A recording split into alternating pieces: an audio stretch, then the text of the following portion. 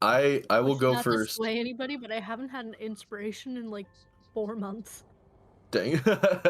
Yeah, I will go first and give an easy one to Andrew for the insane rolls and swallowing two acolytes into the bag of devouring. One of them who willingly put his hand in there after the other guy was sucked in. I forgot But about yeah, it. if Stupid you guys want to insane. um nominate another person, choose amongst yourselves. Being able to use plant spells in a not plant region is pretty baller and pretty on brand for a druid. If it felt like that moment from the Lego movie where the spaceship guy was like, "Spaceship!" and everyone's like, "Spaceship!" and he's like, "Spaceship!" That's what it felt like. I feel like I finally have a reason for not having proficiency in nature, because I gained all of my plant-related spells while in the abyss and had no ability to use my plant-related spells. This is the first time I've been able to use them. Yeah, I did think you're I don't even know what was that 6th level spell that you cast called, or 5th level? I think it was Wrath of Nature's Nature. Wrath of Nature. That sounds about right. That was a super cool spell.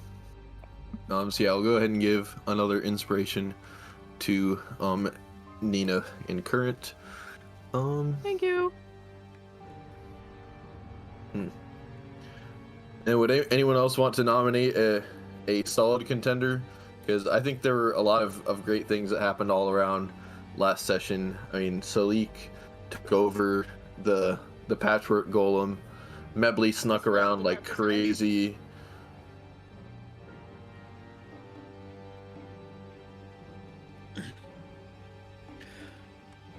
I found the way that Josh's character was maintaining interaction with them for a while, trying to keep things normal, was very amusing. Oh yeah, Like, just definitely. trying so hard to keep the charade going while this deception not being his main form of charisma. And I also found the patchwork golem taking that over with Sleek to be very cool. Cool. Yeah, I think as much as I hate to give Garrett inspiration for taking over my cool monster, uh, yeah, I think that makes sense. Josh was already nominated last night, kind of joking, or last week, kind of jokingly, because he already has inspiration. But yeah, he already has inspiration. So, so yeah, you guys are here with your little oh yeah, current is in mammoth form, I believe. I am. Your large, um, fleshy I friend. would I would probably turn back into a cat and start slinking down towards the doors, hoping nobody will notice because I want to go investigate. Go ahead and roll stealth. I'm not good at that. Your friends have some very high passive perceptions. And then I get like another +4 for being a cat, I think. Yeah, I believe so. Let me Oh pull a lord. cat out. Oh boy. Hey, I did not do that. I don't know what is doing that. That was not me. Anyway, It um, wasn't me either. at least Retatouille and Scaldrus. Yeah, Retatouille and Scaldrus, unless Mebley also has. Yeah, Retatouille and Scaldrus notice you from your ginormous form, quietly, but still quite visibly obvious. You turn into a cat and begin slinking away towards the doors over there. Um, so yeah, we'll put Current over here. Put Killjack and the Pumpkin along with you guys. And then That's if 40 everyone's feet. tokens move again, it's... I'm sorry. I don't know what's going on. Oh yeah, there's a little cat token way down there. Hmm. So does Skuldress pulled do it out. anything for uh as current slinks away?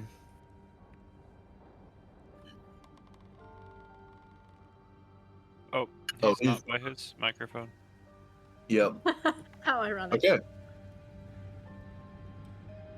So despite having high passive perceptions, Skuldress and Redditu are both more interested in what is going on inside the pumpkin here. So current slinks away.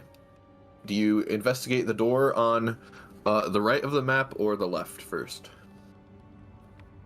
Probably the right because I'm closer to it. Cool. This door down here is a slightly rusted steel door with a fairly old, large padlock on it.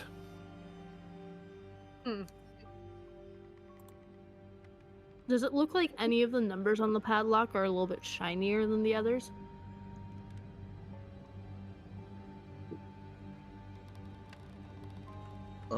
That is a good question. Or it's, sorry, I'm thinking of a keyed padlock, not a... I had to Google it just to make sure I wasn't using padlock wrong.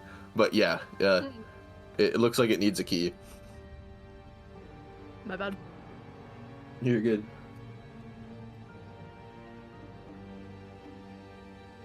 Okay. I guess I'll check the second door, see if there's anything notable there. Yeah,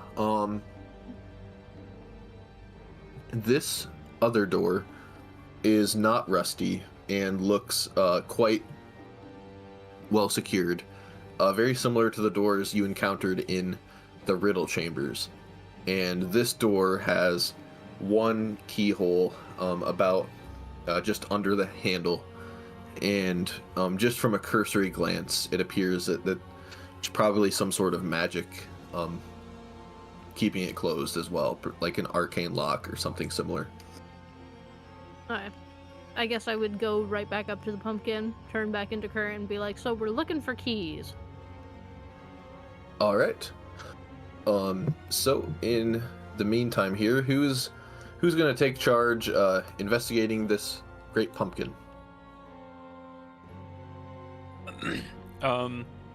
Not me, because I want to double check. The patchwork golem is undead and a construct, right?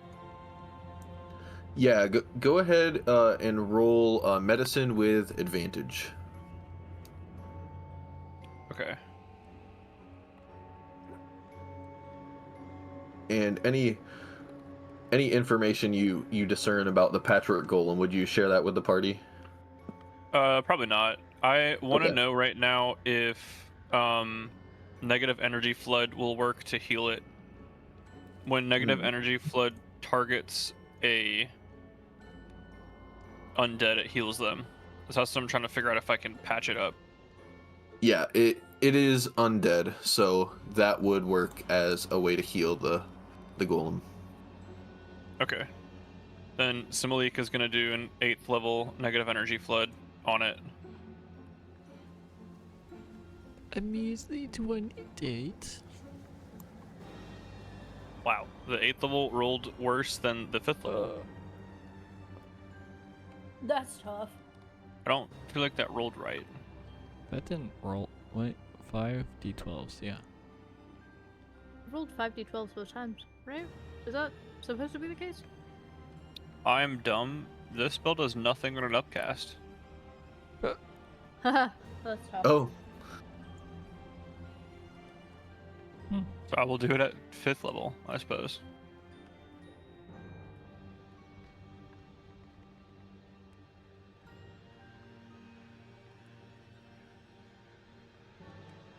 That's what I'm concerned with at the moment.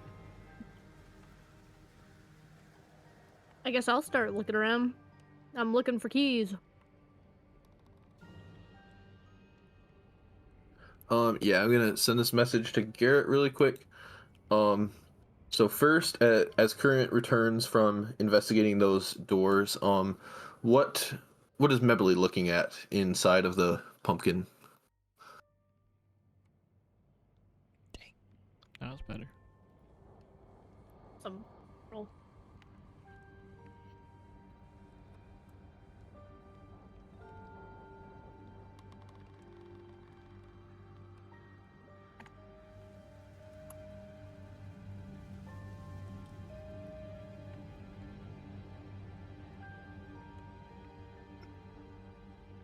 Yeah, I see.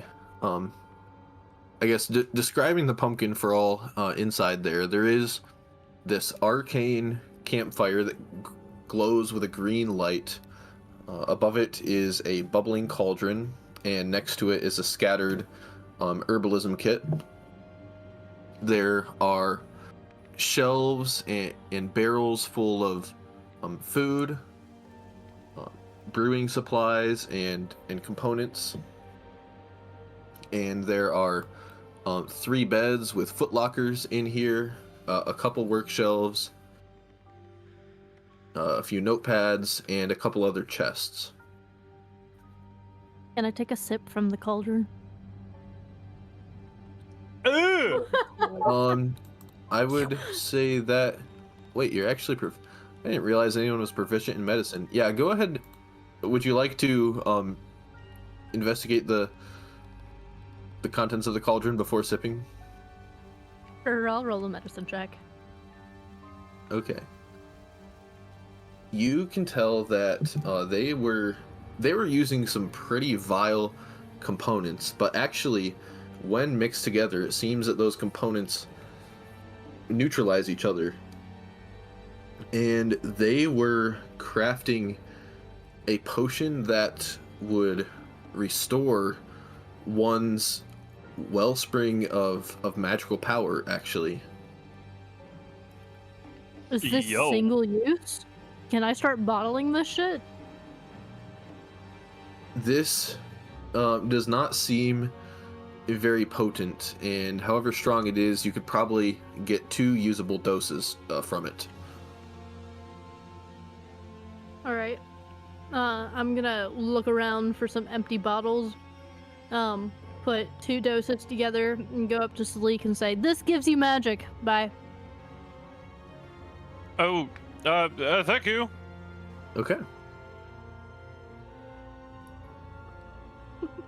I suppose I'll stop holding back now. And I don't know how much. Is that determinable? you did roll pretty high on your medicine, but it would probably be Arcana to discern how potent the brew is. Arcana, you say? Aw. 17? Let me try. Shit. Salik could imagine that this, by drinking this, you could perhaps regain at least a level 3 spell slot. That's pretty Interesting. good. I was expecting like level 1. Interesting. Okay.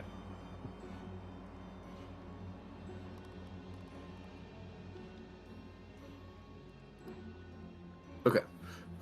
Wrote that down. So hopefully I don't forget later. What? Kildrak was the first one inside the Great Pumpkin here. What catches Kildrak's eye? I guess there are also bodies of 2 acolytes now. That is another thing I didn't mention. You could search their bodies, as well as any of the other things in the room.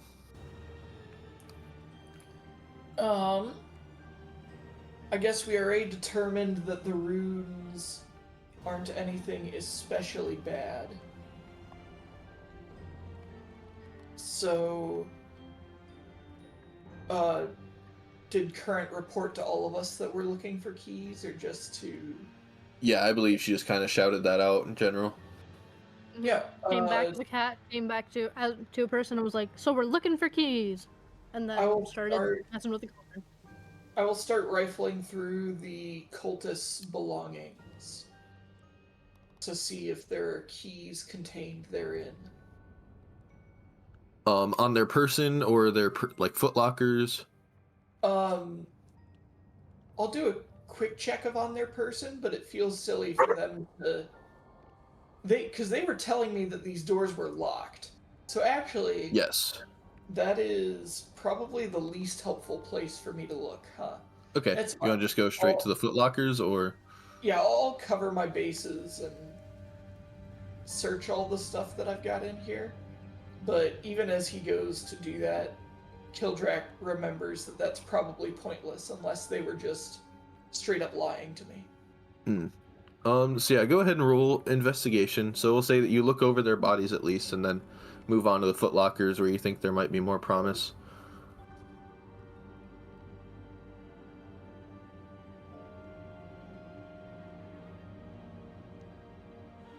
Oh yeah, good roll.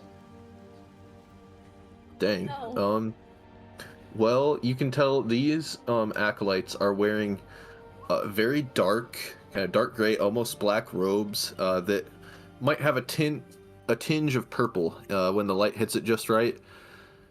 They are carrying crude, just wooden wands and staves, and the one had an herbalism kit. The other was working on some things at a bench, but they really don't have any personal effects on them. One just has a necklace with a little amulet made of bone, and that's about it.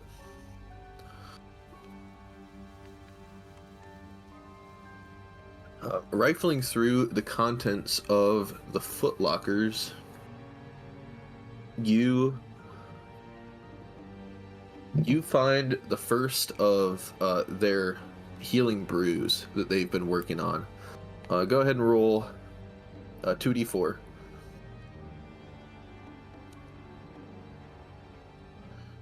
Oh my goodness. So you get 8 healing brews. These some of them are in glass bottles, others are in like clay flasks. These have a swirling red quality, and they seem similar to healing potions, but sort of homemade and not quite perfectly pure.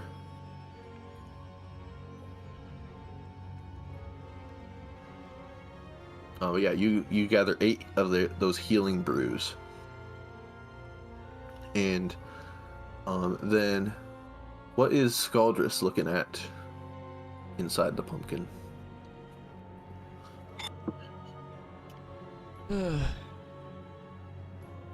Sorry, brief summary. What has everybody looked at? Well, Current said you need to look for keys. Salik was mostly looking at his construct. Current got some brew out of the cauldron. Kildrak searched the bodies in the footlockers and found some healing brews. I gotta look at this.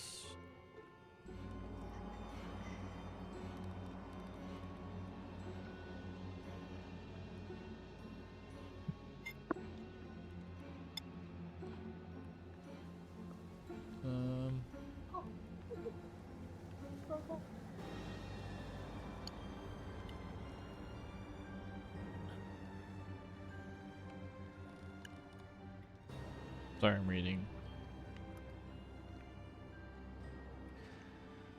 Can I look in my bag of devouring? Look in it. Mm-hmm. I believe the bag appears empty when you look inside of it. Because it says any creature that,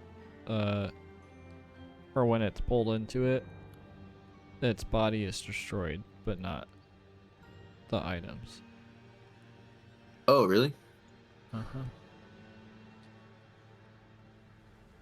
Oh, swallows. Whoa. Wait. Okay. Devoured and lost forever.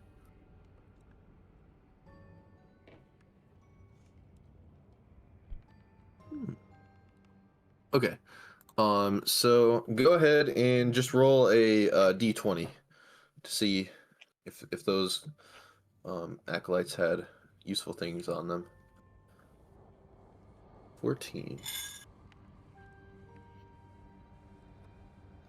With a 14, you turn the bag upside down and perhaps even inside out, and it drops out.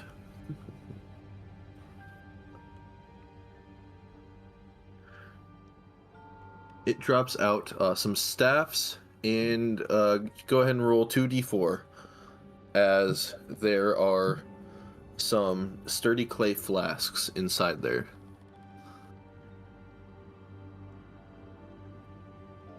Four greater healing poultice. Oh. Again, these don't seem as pure as true greater healing potions, but work basically the same.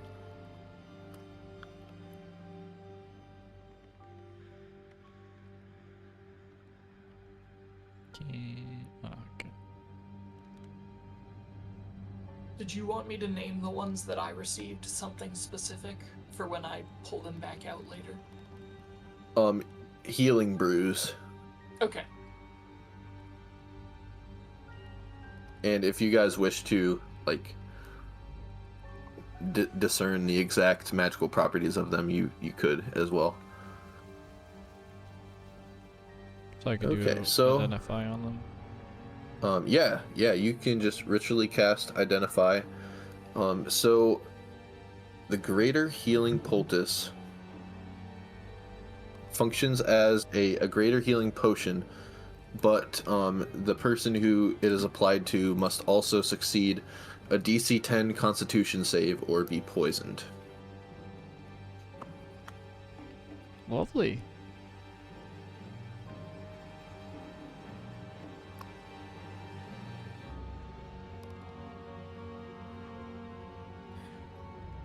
What about the other one? I'm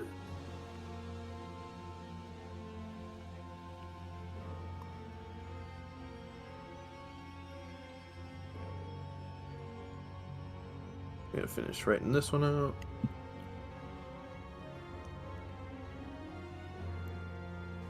The healing brew functions the same as a healing potion, but you must make a DC 5 Constitution save against being poisoned.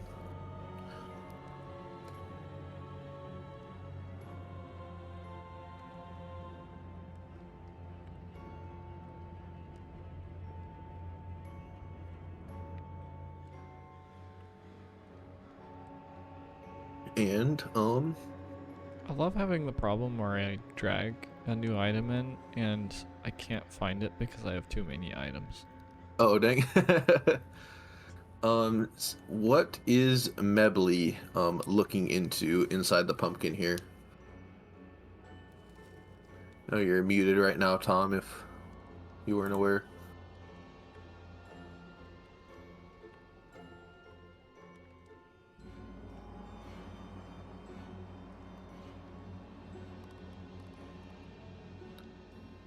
Or he may be busy throat coating himself.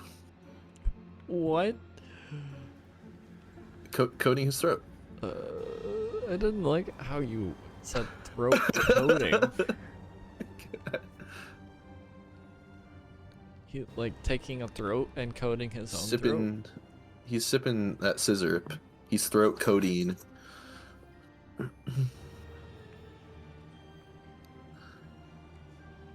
Okay, well, let's move on. Current did a few things. Who would like to look into the next thing?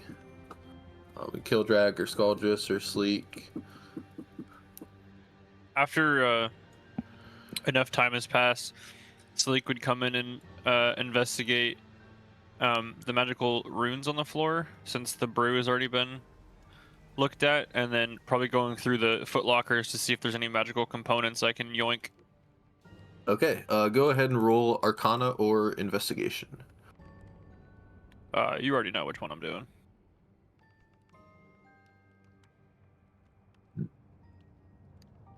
A 14. So Kildrak was able to determine the runes on the floor are not very harmful. They definitely contribute to the green hue of the fire there, and additionally, you think that there's this sort of like purging quality to the fire, so that when these acolytes here mix their toxic and vile components into the cauldron, the flames help neutralize the bad effects as much as possible, as it seems they're trying to generally brew healing potions or create poultices and restorative brews. Are they something I could make mark of and try to replicate at some point? Yeah, you could, if you wanted to spend, I would say like probably 10 minutes copying the pattern of the runes and the noting the components that mostly seem to be blood, black oil, and the green sludge, the arcane goo that flows throughout this place.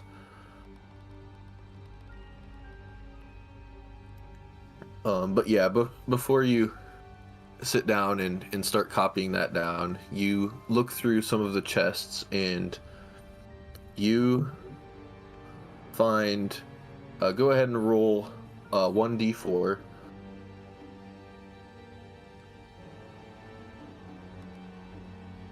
You find 2 superior healing brews.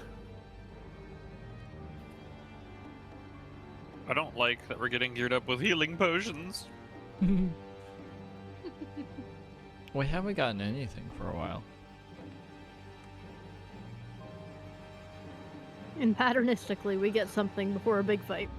And when identified, those need a DC 20 Constitution save against being poisoned Holy shit. when used. Hey, someone other than me take this. I will not even be able to pass it. Well, I think Kildrak is totally immune to the poison, right? Yep. Dang. Yeah. Kildrak, take both of these with your strong dwarven blood.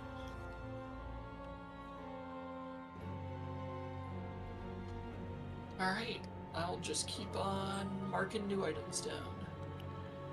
Could I perchance trade you for one of the lesser intense versions? Yeah, how many do you want? I have 8. I'm not going to use 8. 4, please. Alright, I will give him 4 of the healing brews and take the 2 superior healing brews. Okay. Thank you. Salik also finds 2 chests full of pretty fresh looking acolyte robes. These acolyte robes are colored green, and they are in a pretty wide variety of sizes.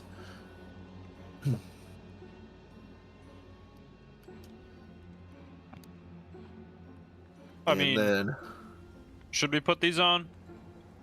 This whole area seems to think we are acolytes. Might as well look the part, no?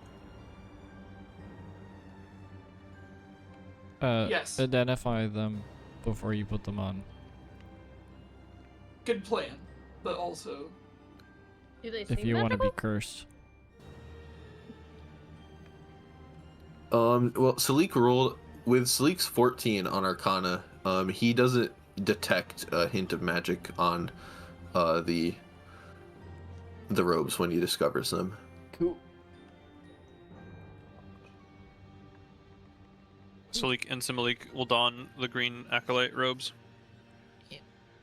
All right. So the whole party is donning robes. Donnie robes. Who's Yes. Donnie robes?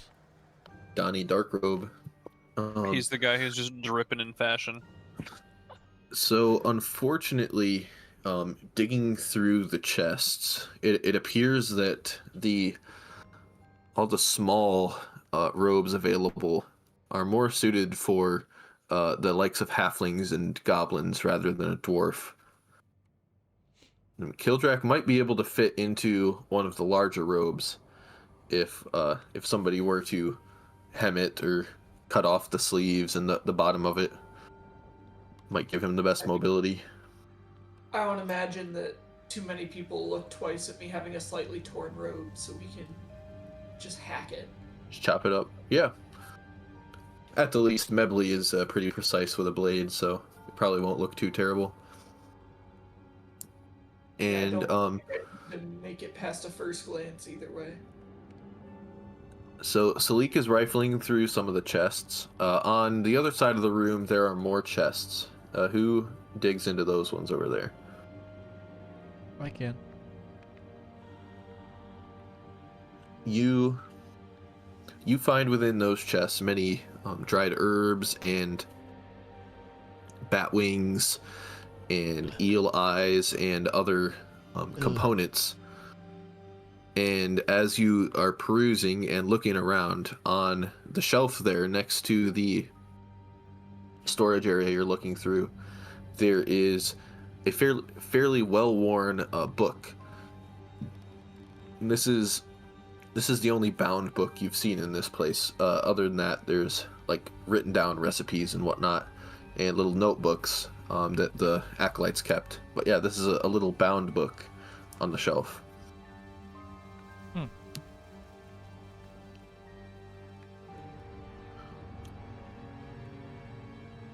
What is the bound book? This book says on the first page, it is the welcoming acolytes guide to accepting new devotees. And just go ahead and roll investigation as you peruse the contents of the book, much of which seems very obtuse, and it kind of focuses on very obscure, like, hey, when you're multiplying something and then dividing it right after, you do this weird thing and all sorts of strange things like that.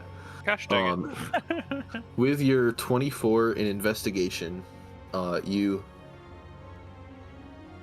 there's some sort of like script that the acolytes in here were to memorize, and one of the things they're to memorize, it says, once the new devotees have discovered the key, the acolytes would say, by discovering the key in this place, you new acolytes have successfully completed the path of wisdom and intellect. And a little bit beyond that, it says that new devotees should wear the robes given to them here before proceeding. And in a footnote under that, actually kind of like handwritten into the margins of the page, perhaps by one of the acolytes that was stationed here, of utmost importance, new acolytes should abandon any symbols of prior allegiance. This includes shields and armor with national emblems, items with family crests, and of course any visible holy symbols. And another sort of farewell message says, beyond here, to progress past the rank of lowly acolyte, one must complete the Rite of Three.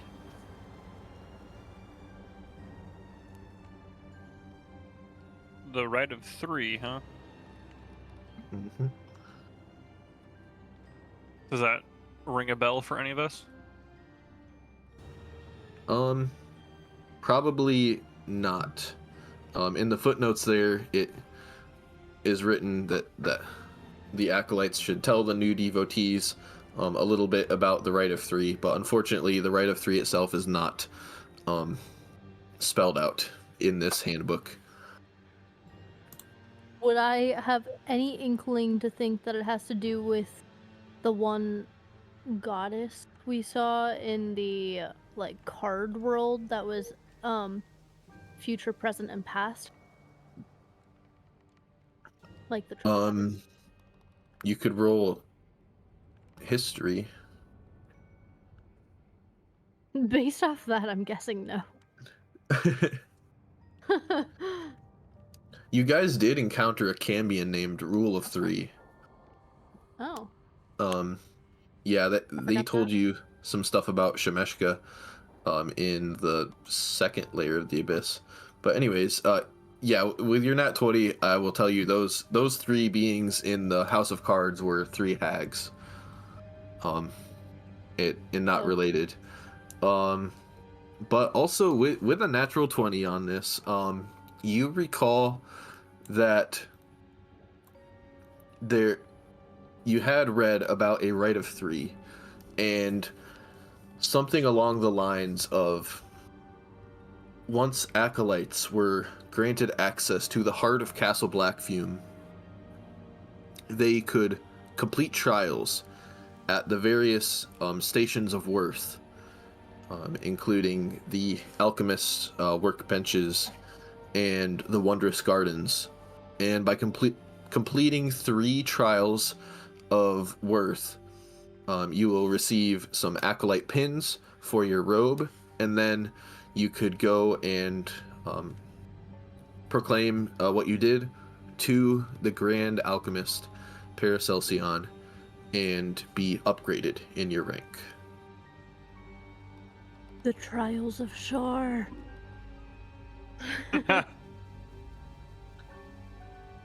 And I would share that information.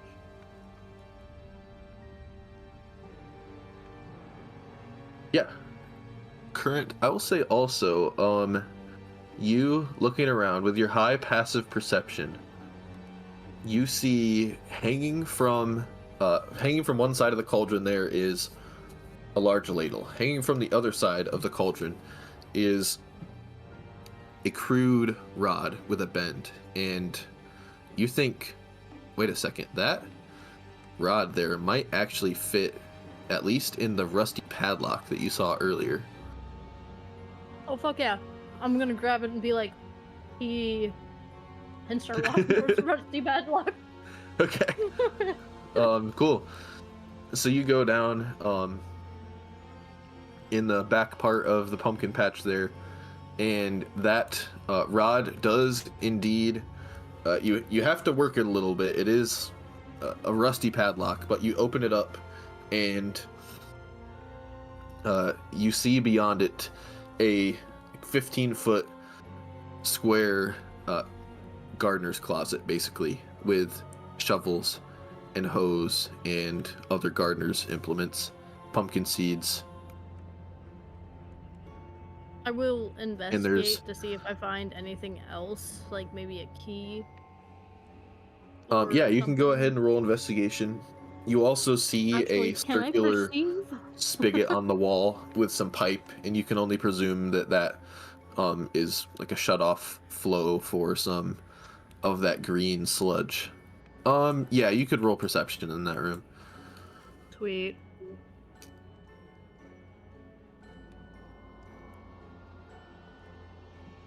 Damn. I'm not rolling. Well, Unfortunately, that room does not offer any other clues. I'm gonna It's more yell gardening implements. outside of the room.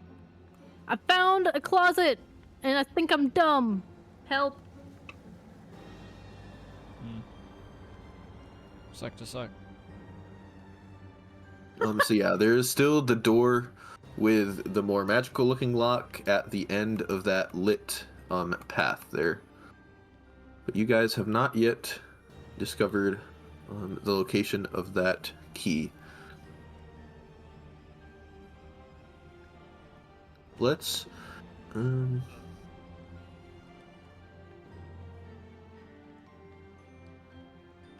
gonna walk back to everyone else and be like, do my cries for help mean nothing?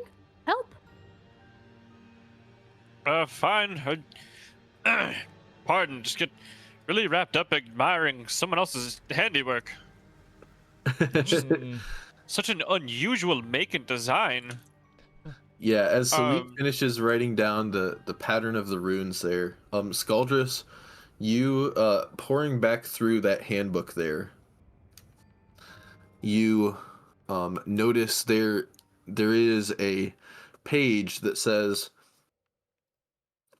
congratulations acolytes on revealing the key by unraveling the great monster in the pumpkin patch.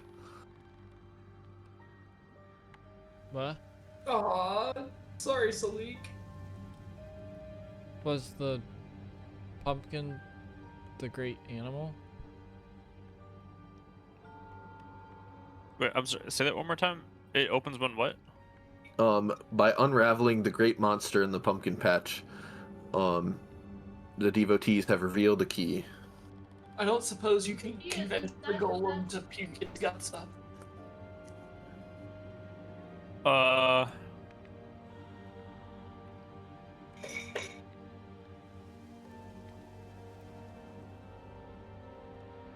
have an idea. There's still the corpse of an acolyte in this room, right? Yes, 2. Alrighty then.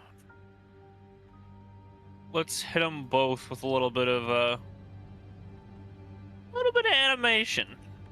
How about that? Okay. So they would animate as zombies.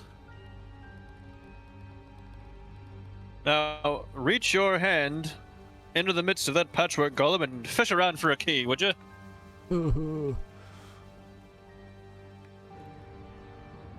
Okay.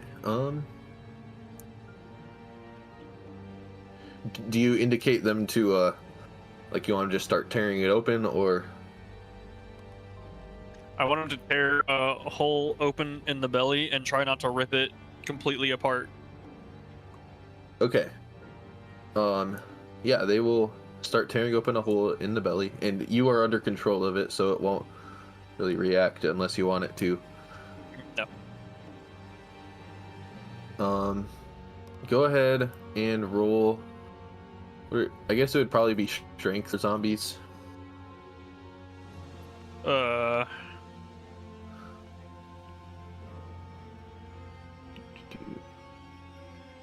Okay, yeah, roll a d20 plus 1.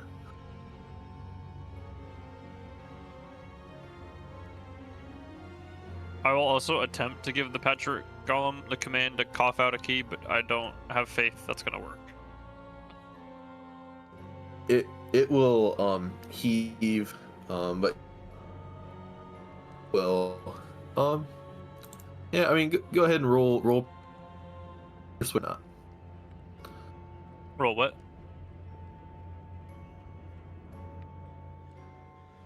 Persuasion. You're slowly dying. Oh boy. Oh, I am. Yeah. I thought it was Even just me. better. Oh.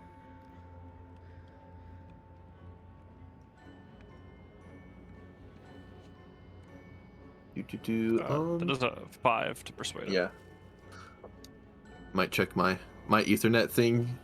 Lost the like part that holds it in place, so I'm a little worried about that. Yeah, you are unable to. That would be helpful. Yeah.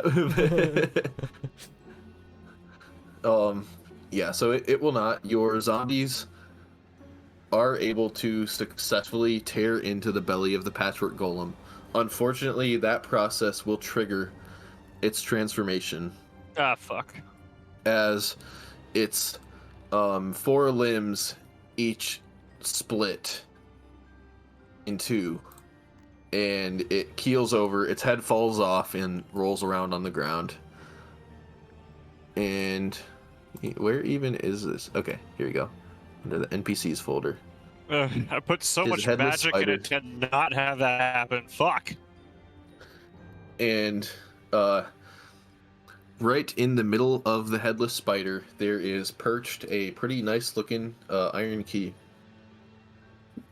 Hate that. Hate every bit of that. I'm gonna have the zombies fetch the key from it.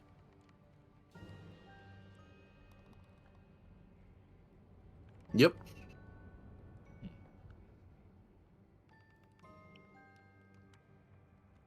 So you now Current. have another key. I fetched your key and it was gross. Even for me. It's too many legs. Can I turn into it? Oh, into the headless spider. Yep. Oh yeah, I did not give it like attacks and stuff. Here, Garrett, I'll just send you the its stat block on Discord at least. That's fine. It's oh dear lord. No, I'm sorry, Nina. Its CR is higher than that, which technically it's like a part of a 3-stage monster. So, but yeah, you're not gonna be Oh. able to transform into it. I was just gonna turn into it for a second, just for shits and giggles. Oh yeah, no, I was thinking like with your shape change, but your shape change has a limit of CR 21 or something. Mm-hmm. Sure. You know, I haven't checked that since I leveled up to level 20. I feel like that CR might be increased now. I will go take that key and put it up to the magical door, which I think was the left one. Yes. And I will have the gross spider thing follow.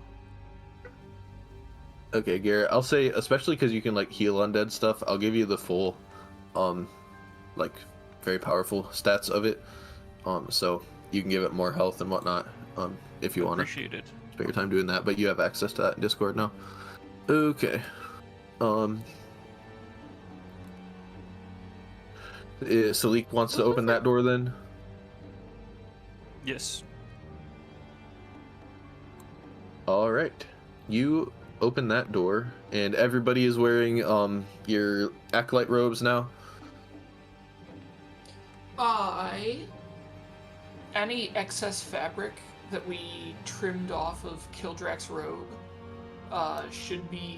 he will use to shroud his shield. Okay. To cover the emblem on it.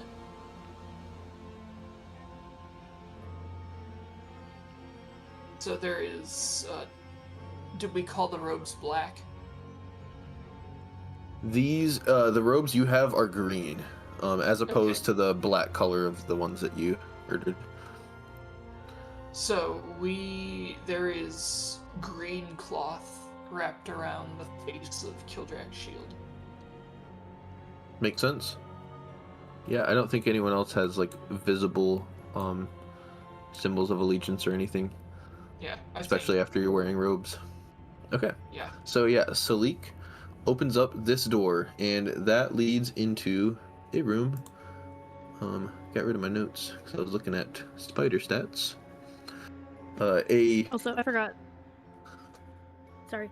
Since Yep. I leveled up, my max CR that I can transform into is 22. Oh, nice. Yeah, that thing's CR was technically 28. So I guess be thankful to Oh, Garrett for shit. controlling it. Yeah, You're it welcome. was.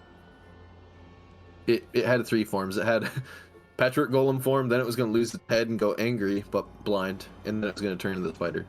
You Yeah. told me for 2 weeks, and I was really hyped to use it as a meat shield. And then step 1 of getting out of this room is fucking dismantle this thing. Yeah, if So if you sad. rolled well on medicine or something, you could have preserved it, but having your zombies go in there, not really a way to avoid the transformation. Unless your Yeah. zombies were super good at their job. Okay. No, that's fair that they're not. You open the door into a 30-foot hemisphere, where a wizened old woman wearing deep purple greets you all with a welcoming smile of crooked teeth. I'll just put us onto this page for now. Just a small 30-foot room, and she says, "Congratulations, you." As you fill into the room, you 7, you and the spider. Yeah, you 7. Congratulations on completing the path of intellect and wisdom. You know, by completing the path that you chose, the others in the castle would probably have good respect for you. The path of intellect and wisdom is often considered the most challenging or most impressive to complete. Wait, where was the easier path that we missed, Mr. DM? Two, three sessions ago, dimension dooring through 3 doors. Oops. Yeah, so the whole party never... I don't know if the whole party ever went into that other chamber before that, but yeah. And then you just followed that path all the way to the end. Well, of course. Why would we settle for anything other than the...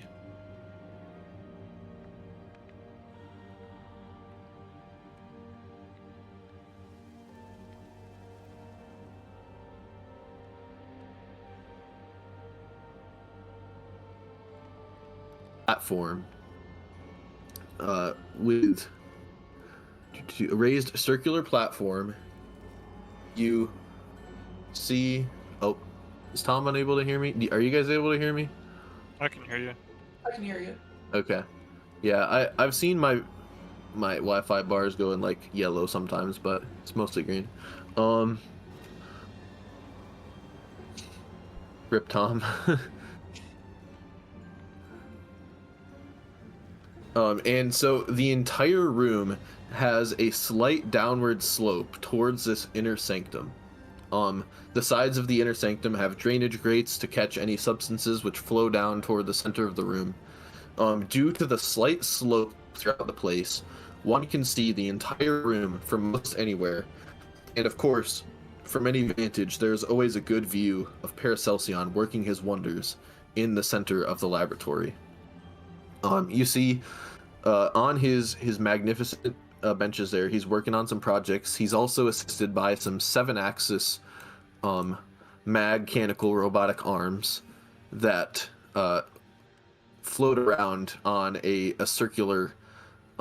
they go on a circular track to visit multiple of his tables and perform experiments. Behind him, at that inner sanctum, is this great Arcanite reactor. Oh yeah, here, I can make simulate it a normal size. Sorry, I was trying to drag that and the spider out. There we go. Oh, his scale was turned down. Weird. Oh, Yeah, you can drag the My bad. scale spider out, and he yeah, I'd probably just make him the same size as you, because this is a crazy map. But anyways, yeah, there's this Arcanite reactor, a huge, massive, it is a mostly circular thing with sort of these glass ports where you see glowing green energy. Various floor sharks and similar other roving constructs service it, filling the bottom of it with coal, and there are many pipes with this sludge going in and out of the Arcanite reactor. Close to you guys there are... Damn, that's a big spider. There are these 3 hemispheres. You guys came out of the rightmost one. The other ones have closed doors. Right close to you there is the Arcane Workshop. And the Arcane Workshop is where inventions are made, serviced by many roving constructs similar to floor sharks.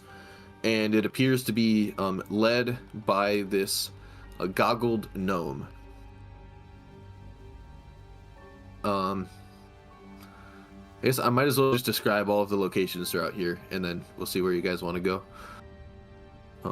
So, continuing, unless anyone has any objections, beyond the Arcane Workshop, all the way on the right there, is a flickering portal, flanked by a couple acolytes and a sort of robed wizard-looking guy with some red robes.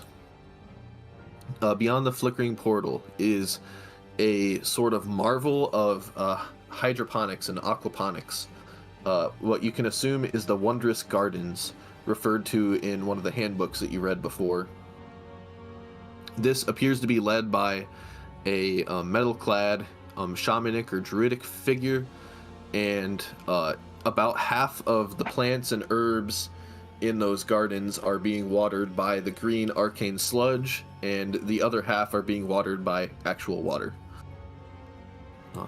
Past there, very close to the Arcanite reactor, is a place that, if you guys approach it, you will learn is called the Fountain of Progress, where this sludge flows plentifully, and roaming constructs go and collect some of the sludge and carry it to workbenches across the room.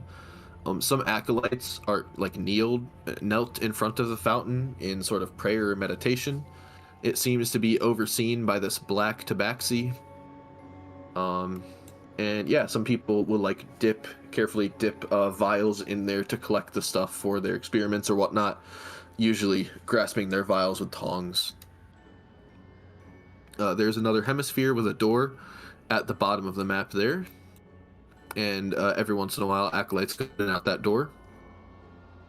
In the bottom left area there are the alchemists' workbenches, and the alchemists' workbenches, I think I put those arms in the wrong spot. Yeah, the robot arms are mostly used on the arcane workshop where inventions are made. The alchemist workbenches are where potions and that sort of thing are made. Some roaming constructs bring acolytes all sorts of components and ingredients, and the workbenches are covered in pots, cauldrons, and various fancy glass instruments. It appears to be led by an orc, a hooded orc. There's another door with sort of a rectangular opening there, and acolytes come in and out of there, sometimes with holding food or with drink, and when they step out of that door with food or drink, they hurriedly finish what they were consuming and toss it in a waste bin before getting back to their work. In the top left, there is the component farm, and there are all sorts of live and dead, mostly creatures, whose parts are harvested for components. Bats, eels, snakes, locusts, any sort of things where their wings, eyes, what have you, their dung, are used as components for spells and whatnot. And you guys are not greeted by anyone in particular here. Everyone in this place seems quite busy. Oh yeah, okay. Slight retcon. In the previous room, the wizened old lady would have told you. Feel free to come back here and have any private discussions you so desire, at least in your first hour or so being in the castle. When you are in the heart of the castle, your discussions and your words may not be as private as you wish. Yeah, so you guys can just stand there and take in this vast place. Paracelsian himself often looks up and gazes out. Okay, well now I'm shooting myself in the foot for not pulling up his description before this. But yeah, I should definitely describe what he looks like right now.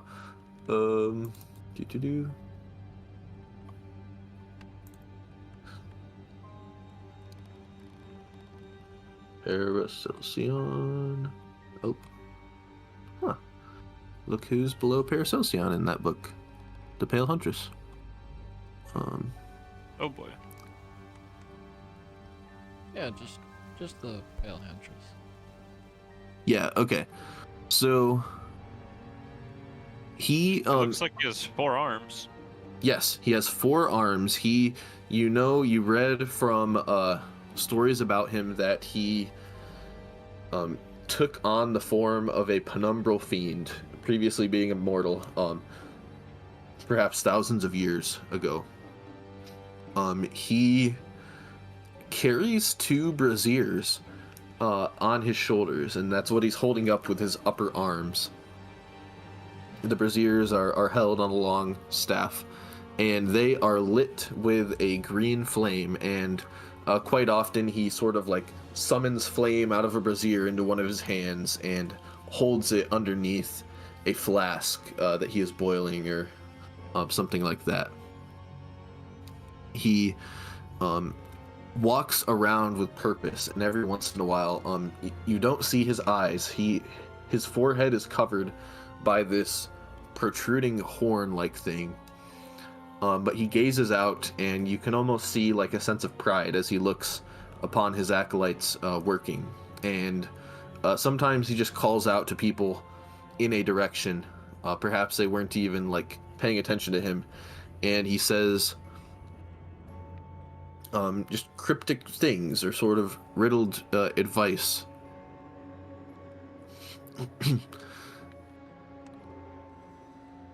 One time he steps out by the Arcanite reactor and looks to the acolytes knelt by the Fountain of Progress. And he says, "Oh, for the 10,000 lessons I could teach you about the nature of life, energy, and matter. Blasted skies.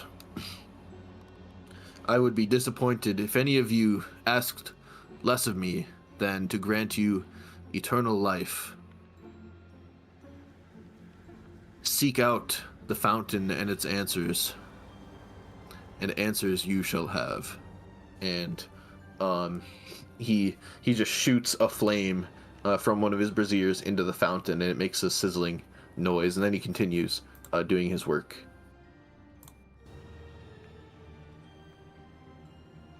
Well, what's the play here? Skuldrus and Kildrak, Mebley.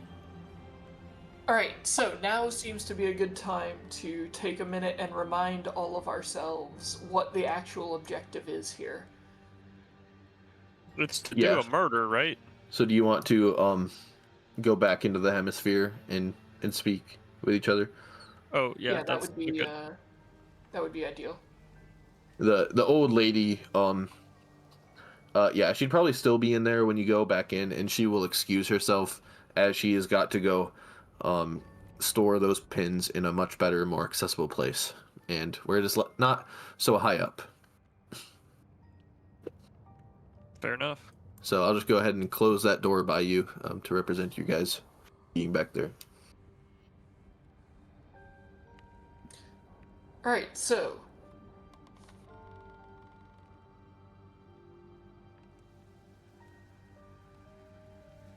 we have a mega flask, right?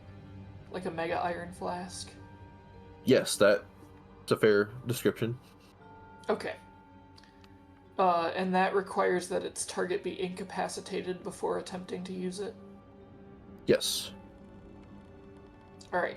Do we have any indication of what time of day it is? That is an excellent question. It is quite late in the day. Right about 10 p.m. My suggestion is be ready to make a move if it is forced upon us, but for the time being, we should spread out across the room, act like we belong here, and observe the patterns of all of these people, because we will have a much easier time of it if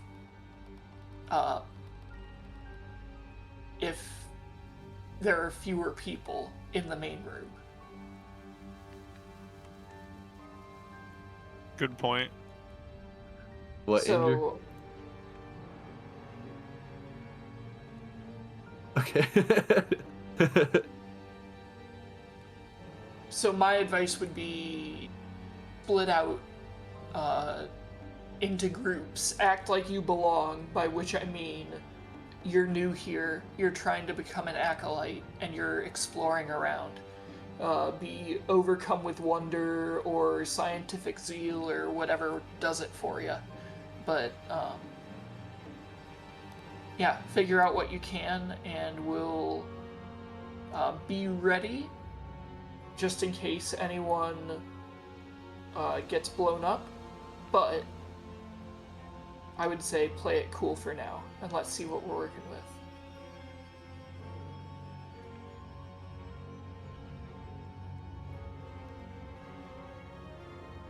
Objections, questions? Following that advice, I suppose I should hang out in the arcane workshop and see what I can glean to be useful over there. Yep. My biggest question is where do all of these people sleep? Do they sleep? Like, do they ever leave? Does Paracelsian ever sleep or ever leave? I suppose we will find out. I feel like another Yep. option could be, what if we were to sneak into the cafeteria and befuddle their food, taint it to give them a bad case of the shits? You could try. The two counterpoints I have to that are who among us is good at poison? And secondly, you're going to try and poison a bunch of alchemists. And they. What if you could magically make somebody lactose intolerant? You know what? That's why the wish spell exists. But I cast peanut allergy!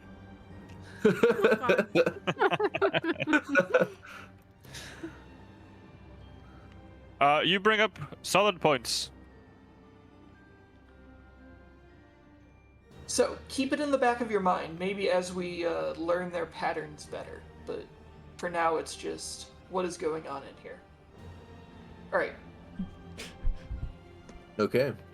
Any other questions, things you guys want to say, or do you head out into the heart of the castle and see what's I up? would point out, even if you... So remember that you do have an earring of message. If you use it, do not assume that it cannot be intercepted. We're basically in Paracelsian's lair. So even if you're talking telepathically, be innocuous with whatever you say. Heard. Ow. At. All right. I'm good. All right. So you guys head out into the heart of the castle. I think this is a good time for us to take a 5-minute break, and then we will divvy up where everybody's going and go from there. I feel like Ratatouille shouldn't be that hurt. Also. Right, so also if we survive till the end of the day and there are quarters here, we might squeeze out a long rest. Or it could be that everyone here is a workaholic. No, I definitely like my sleep. So yeah, we'll go ahead and come back at 8:25 and continue for a bit. Probably won't go too much past 9 tonight, but definitely have you guys at least get your bearings in the heart of the castle here. If not, have Paracelsian murder you tonight. We'll see. Oh boy. Great. Well, that's exciting. He's welcome to try. No, not really. Not for me. I mean, what did we learn from last session? Maybe the solution is just walk up and murder the thing that we're trying to murder. Yeah. It has its moments for sure. I still have my pride, even at level 20. What if we spread a rumor that whoever kills Paracelsian gets all his knowledge or his power or something, and we have all them join us in killing him? I feel like No, social that's engineering people who've dedicated their lives to him is going to be a complicated matter, but I support you in that endeavor. Well, Yeah, that's not the I'm worst. not sure if they're choice like you can dedicated to him or to the, the concept of alchemy and knowledge or whatever you want to say. Right, alchemy and immortality. You could Yeah, definitely swing like he promised you immortality. He said he could offer nothing less. Well, here's your chance to seize it. This is what he meant. Yes, yeah, like you guys have been Oh. misunderstanding. We have a fresh perspective as the new acolytes. Like we have Yeah, so I don't know. We could toy with that. I get you now. Okay. You only need to sway a few people to alter the mathematics of a combat in here, or sow a little bit of confusion. Remember, kids, when faced with overwhelming odds, just gaslight them. Yeah.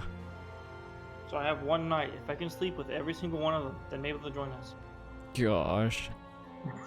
Yo, I will cast some major boost spells on you for that. Yeah, it would be needed. Oh. Good grief. Cure disease, cure disease, cure disease. Oh no. I'm gonna take a break. Okay, I'll be back. Guys.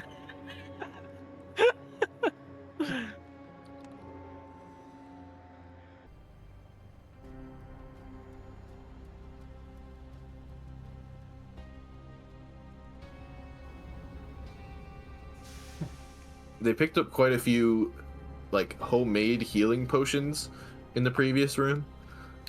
So if you can take some of those, there's just a slight chance you get the poison condition after imbibing it. Oh, okay. Well, I'll use my little, whatever my healing skill is called, to give me, I think it's like 45 health, since I'm less than half. So I'll use that, and then I'll try one of those homemade ones you said. Okay, they have healing brew, greater healing poultice, and superior healing brew.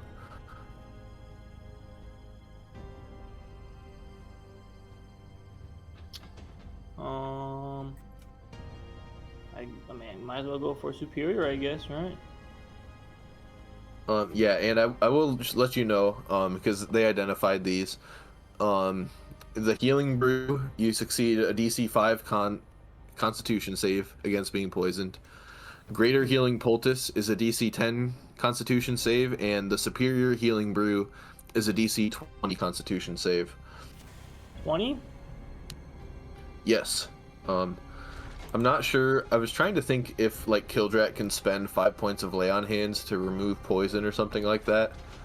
I don't recall your guys' easiest method of removing poison. You just be immune to it. Suffer. Yeah. We just make sure that it's Killjack who tries to get poisoned, and he can't be, so it works out. Kinda, yeah. Yeah, have him do the mama bird feed you. Yeah. Oh no. He's our. All right, Up so to that fire. one's vetoed. Lay on hand does cure a poison with 5 points. Okay, so I guess worst case scenario, Kildrak could hopefully get rid of your poison pretty easily. Or I think lesser res does. Oh, lesser restoration probably does, yeah. Yeah. it does. So you want to go full in on a superior healing brew, Reditu? Yeah, I think I will. I have a plus All right. 8 for Constitution, so that's reasonable. Nice, yeah, and you've got Kildrak's bonus to saves. You've got, I believe that's 8d8 plus 8, right, for a superior potion?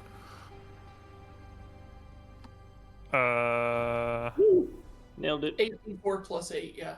8d4 plus 8, thank you. Yeah, so We'll take you it. totally Oh, resist Good job, the Reddit. Thank you. yeah, all of these potions were crafted from quite vile. Yep. So it looks like 24 total with that plus 8. They're vile vials.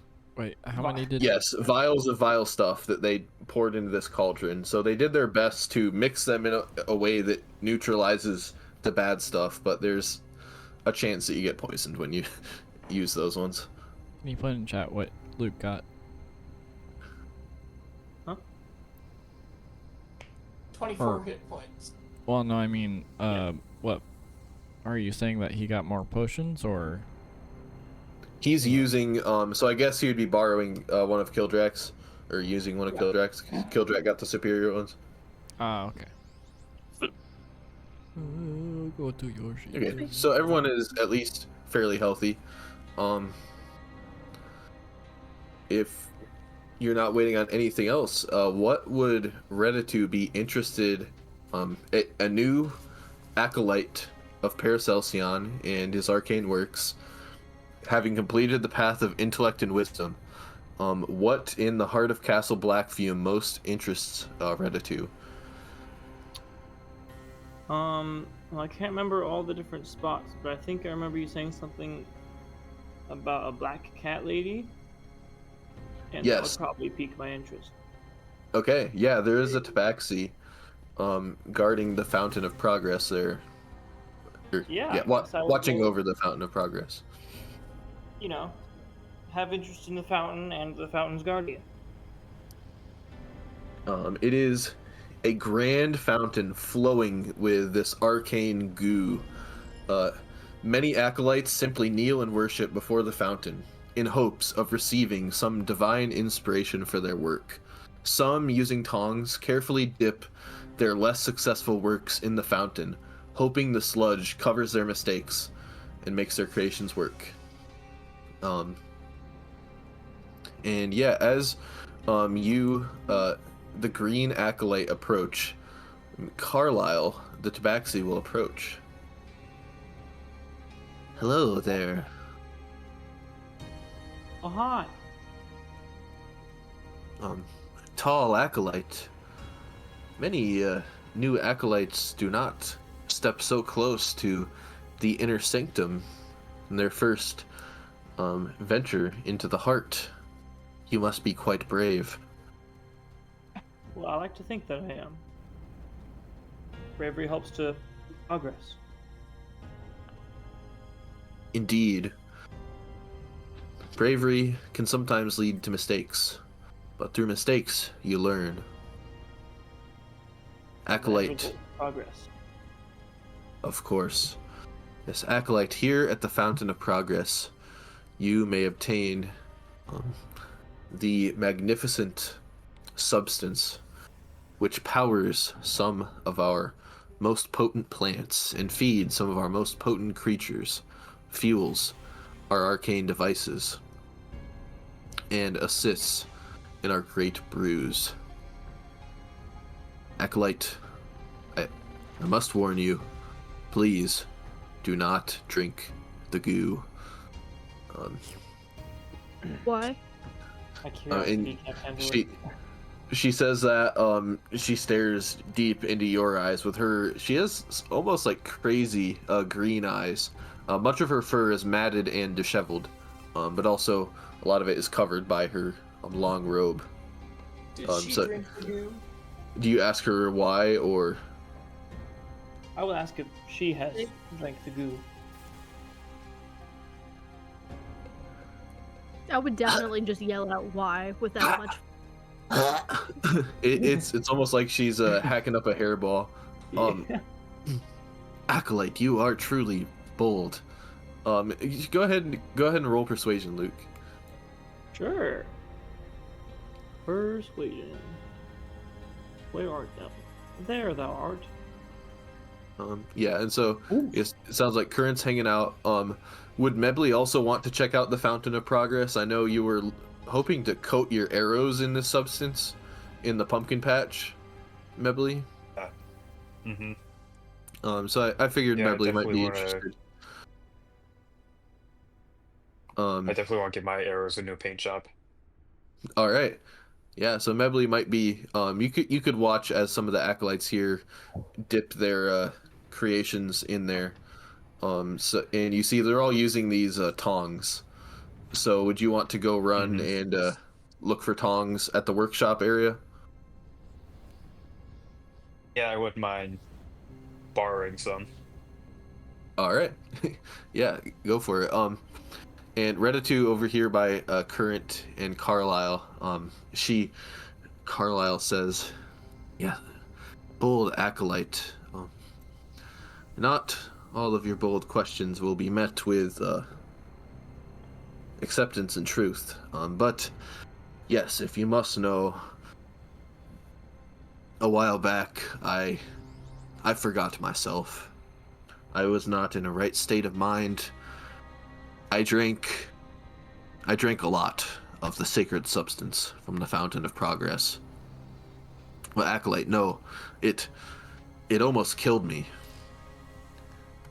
And her eyes dart to the left, kind of behind her. Seems like she's picking her words carefully. I now watch over the fountain and prevent others from making my same mistake. So yeah. It didn't happen to do anything else than almost kill you, did it? She didn't do anything else, or what was your question? The substance didn't happen to do anything else other than almost kill you, did it? Well, it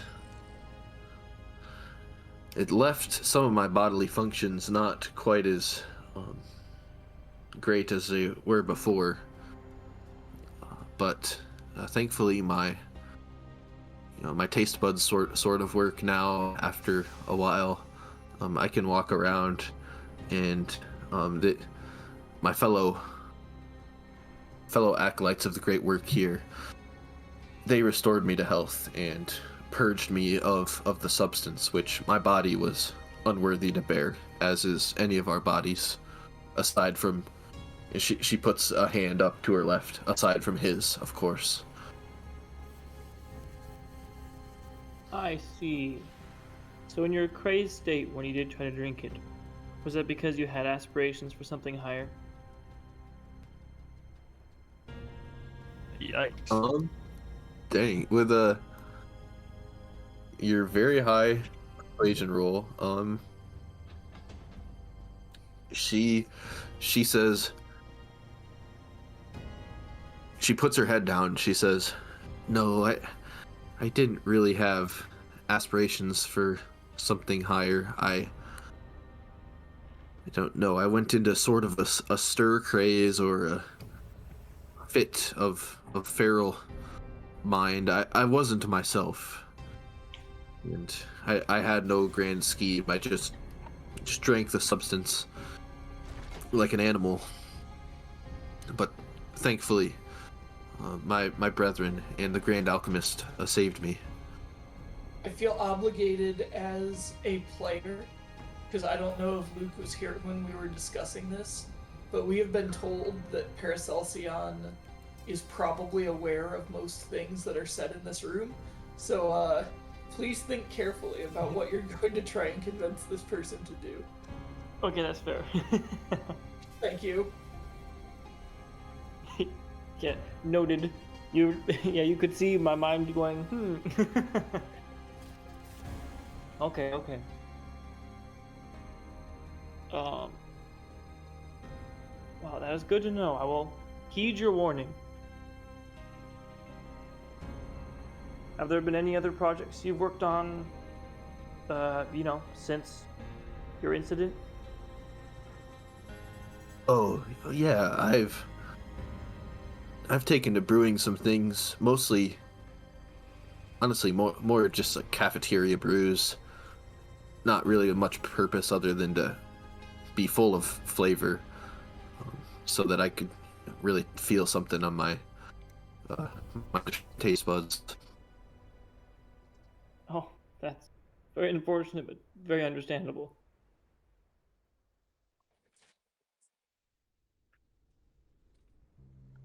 But yeah, please feel free to kneel before the fountain and empty your mind, that it may be filled with grand designs. Bold Acolyte, please, if you have any other questions, just feel free to reach out to me. Why, of course. Thank you very much. I will go and kneel beside it, like she was saying, but with the express thought process at least. I don't know if it'll do anything, but when I'm kneeling and trying to observe and gain knowledge from it, I'm going to constantly be thinking the thought of it fusing with myself. Okay. Yeah. Go ahead and roll religion. Religion, okay. Where's religion? Up 3. You concentrate nice and hard, and your thoughts stray. You think of the substance fusing with yourself. Maybe it could make you stronger, or you could be like Paracelsian, super ripped.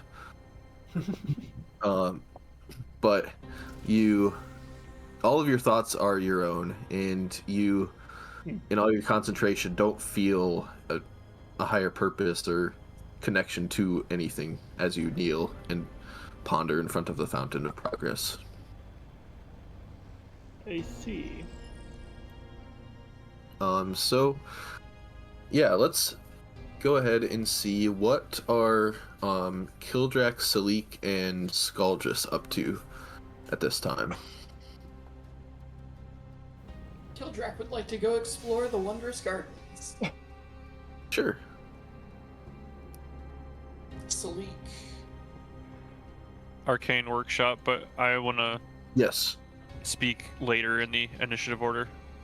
Okay.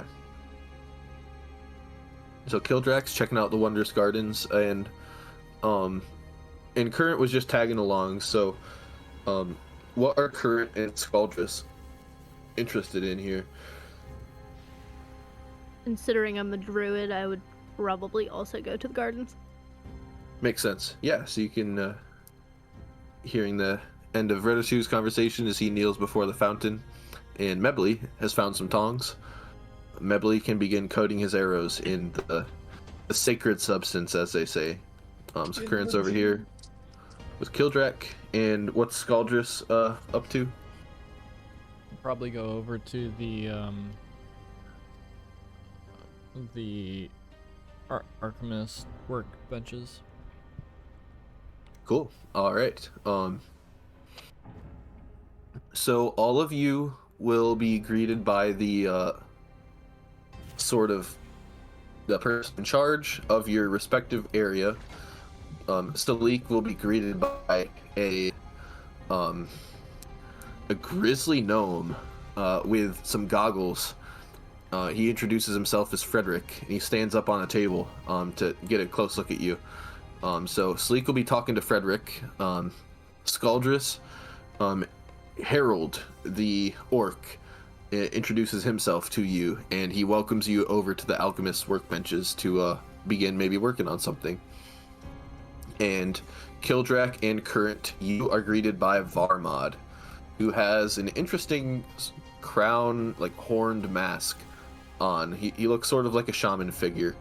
And Varmod welcomes you to the Wondrous Gardens. Hello. New acolyte, I see. Have you come here to perhaps look for a trial? Are you seeking pins? We had received few details on where to obtain pins, so if you could point us in a direction, I would gladly listen. Well, here, let me introduce you to the Wondrous Gardens, new acolytes. I am Varmod. What are your names?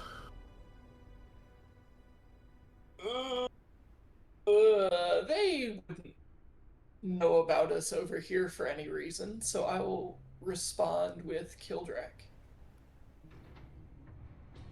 So as to not lie. And how does Current respond?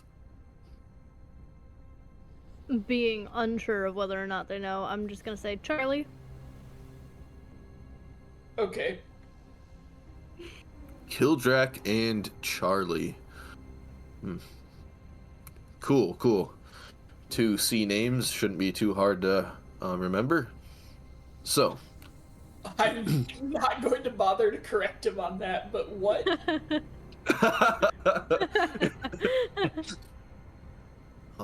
You see, this section of the Wondrous Gardens, mainly these 4 aisles, you see there's like these some double layered and some like triple layered hydroponic sort of arrangements.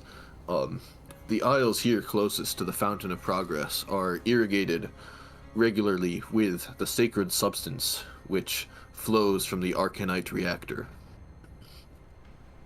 And then down here, we have some more run-of-the-mill varieties being grown to create all the sorts of components that we need for our spells and what have you. Do I recognize anything growing in this entire place? Yeah, you would recognize common spell components, ritual components, which I know Sprig of Mistletoe is one. Other plant components do not come to my mind right now. The plants being irrigated by the sacred substance seem like mutated. Some seem larger than normal. Some look like even sickly.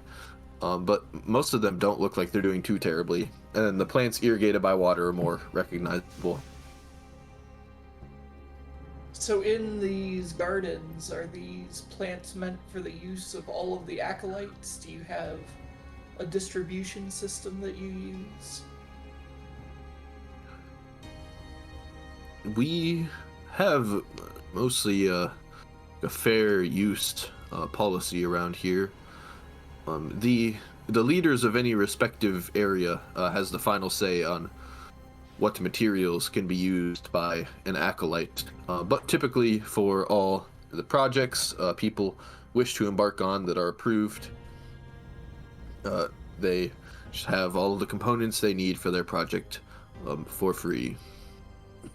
And every once in a while, we, get a rush order in, and we can magically grow a certain plant faster than usual, with the help of some of our more gifted acolytes here and myself.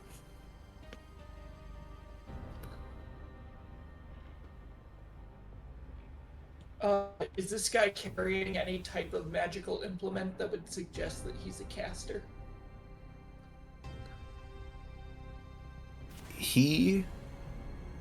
Varmod would be carrying a staff with a gnarled, sort of like a tangle of branches looking black tip on it. Yeah, so very clearly druid vibes. Yeah.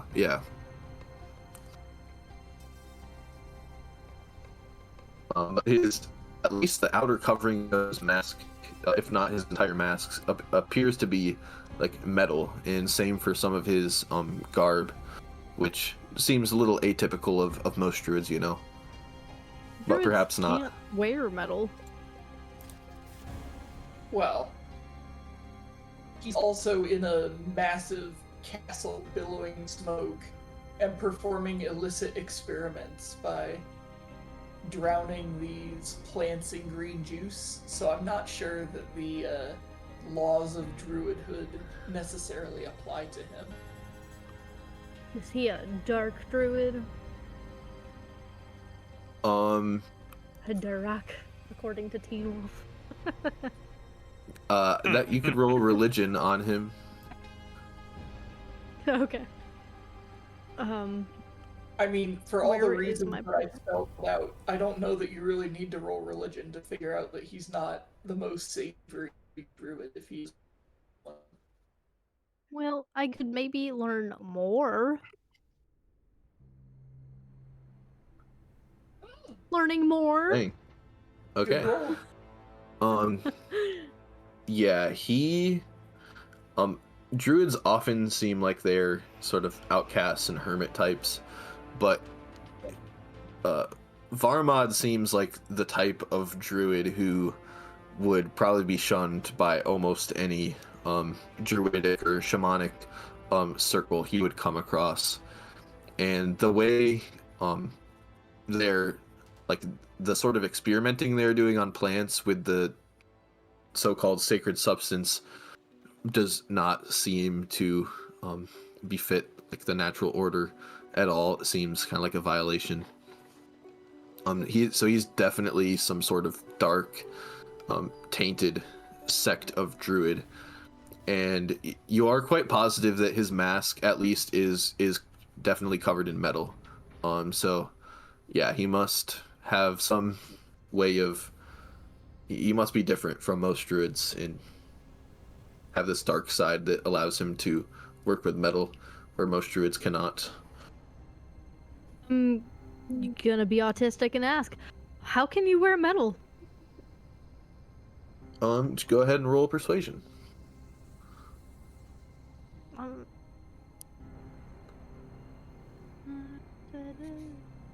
where? Oh yeah, I forgot. I'm good at persuasion.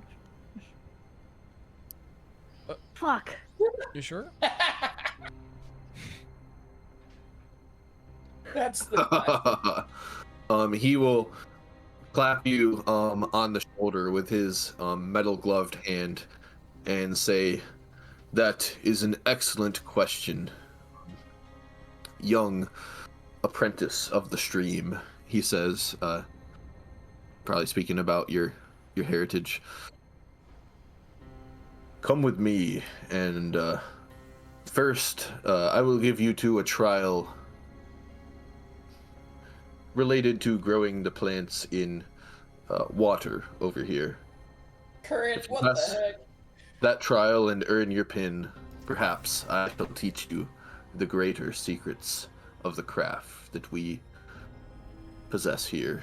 And you notice some of the other acolytes spread throughout the Wondrous Gardens also may have a steel staff or be wearing metal, whether they have a helmet or gauntlets or something else. All right. Well, we'll I'm gonna follow whisper after him. under my breath, Titania, don't be mad. So, what's your passive perception? Mine? Yep. Check.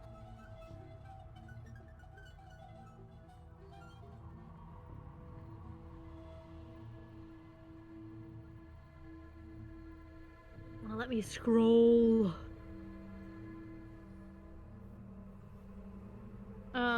My passive perception is 21.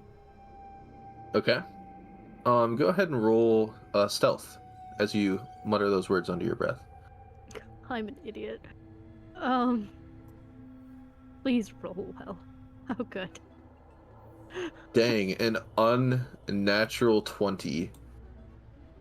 You feel a cold shiver run down your spine as, out of the corner of your eye, Paracelsian turns his head your direction before pointing his gaze at the Arcanite reactor, and he begins to turn some knobs on the reactor. But you have this very cold chill down your spine, like perhaps you got lucky and maybe you would want to avoid referencing Titania in this place. Who? Titania? I'm Okay. both very unlucky and lucky at the same time. So you guys found a trial over there at the Wondrous Gardens. We will leave you to that for now. And let's see Scaldrus over here with our orc shaman Harold. He introduces himself. "New acolyte, I am Harold. What brings you to the alchemist's workbenches here?"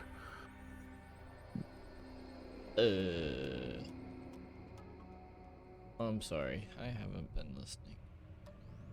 I love how I had two potential spellings in my head for Harold, and it's neither of them. I came up with him after I asked Jillian the names of, so she gave me Frederick and then Gerald, like not Gerald but Gerald. So then I came up with Harold after we had Gerald. But anyways, I digress. Yeah, Harold is asking Scaldrus what brings him to the alchemist's workbenches there, as a new acolyte. I'm new to the realm of spells or potions, and I would love to understand how to craft some of these different, or I've heard that there's some unique differences of potion making here, and I would love to learn some of the interesting acidic ones. Ooh, acidic potions. I like those ones. Yes, please come this way. Young acolyte, would you like to attempt brewing an acidic potion? As he looks down at your robe with your new acolyte pin and none others. Would you like to attempt brewing an acidic potion as your first trial? Yes. Excellent. Now let's get to the specifics. Acidic potion. Would you? Acidic potions typically might use them to harm someone. Would you want it to be a potion made to harm someone when ingested, or like a potion meant to be thrown at someone or splashed upon them, or a potion to perhaps slather along a blade? What sort of acidic potion are you thinking? To splash upon someone. Splash. Oh, perfect. All right. And he will go over to you see he leaves you at a workbench that he is assigned to. The nearby shelves are the shelves which are not covered with components are littered not with books but indexed recipes. And there are plentiful alchemical ingredients on the shelves of all manner, and they appear to be kept quite well organized.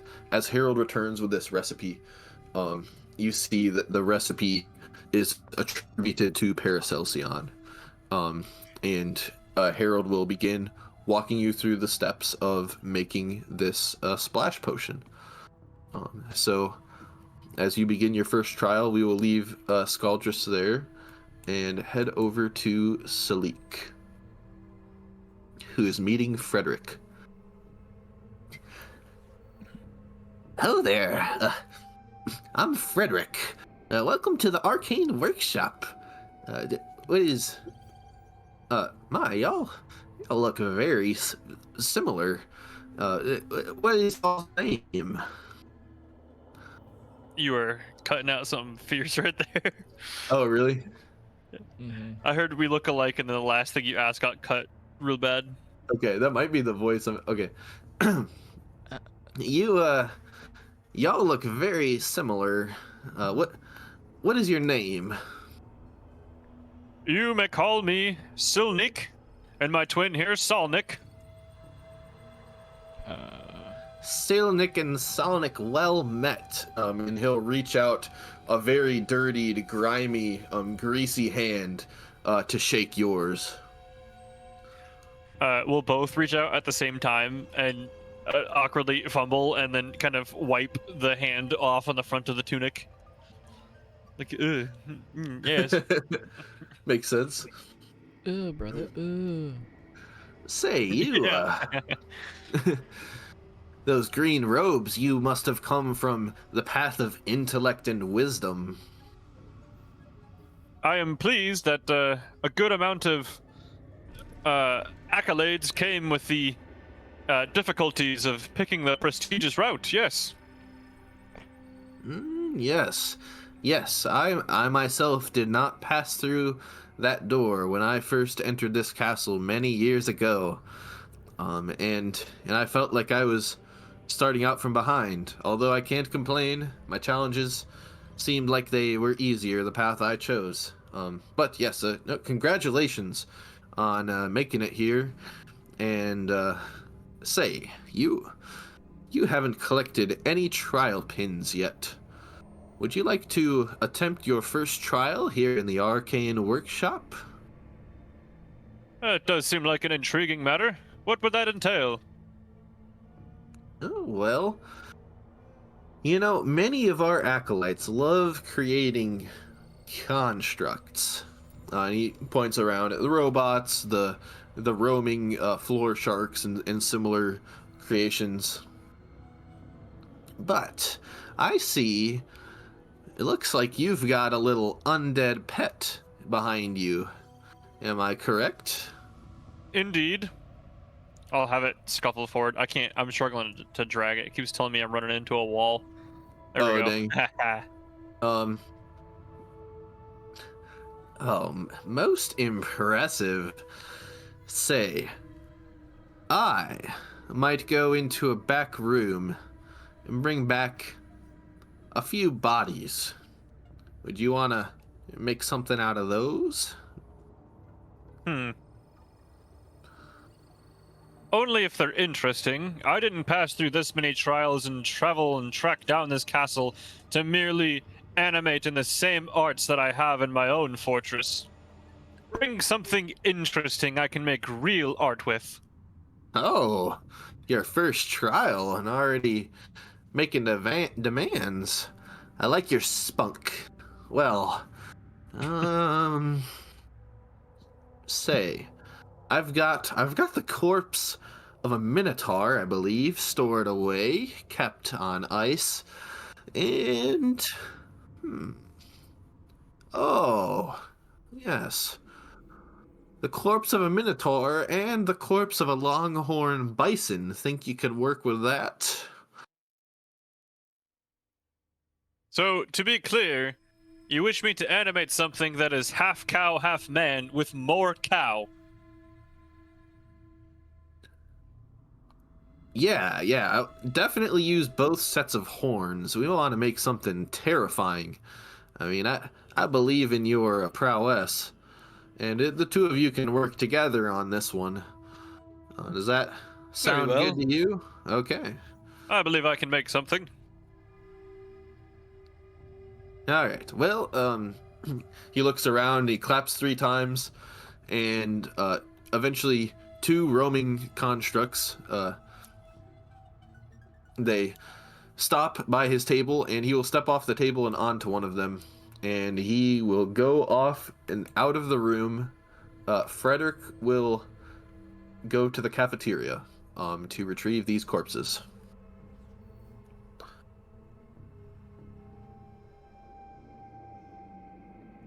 Okay, so we've got Salik and Simuleek's first trial lined up over by the Fountain of Progress. I'm sketching the design on paper because I already have an idea of Nice. the thing I can make. Nice. Just like Lego Masters, but with corpses instead of Legos.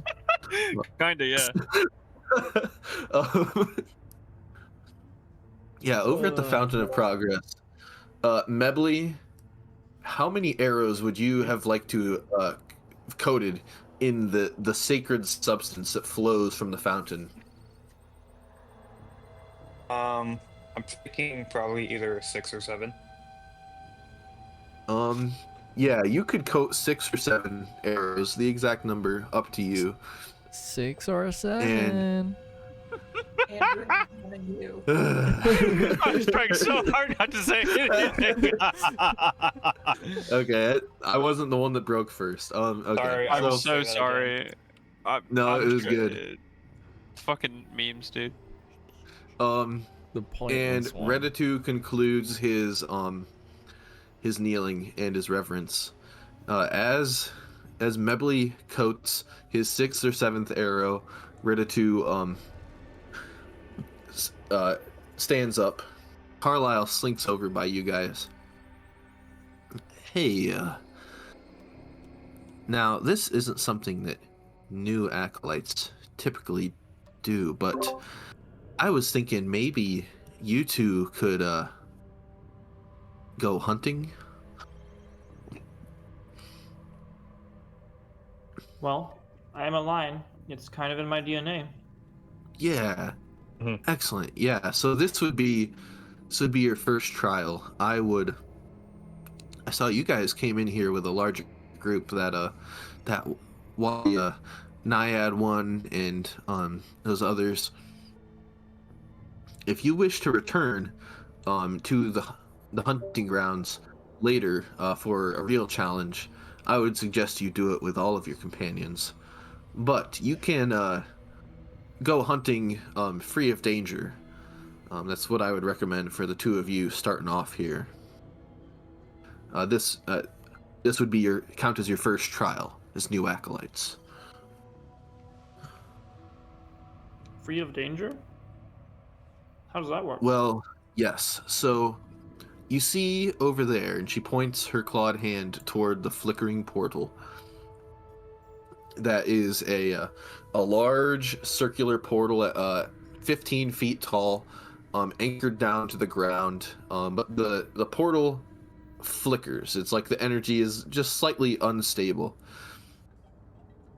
That portal there leads to an old lab of alchemy where a horrible accident happened, and the whole lab shattered.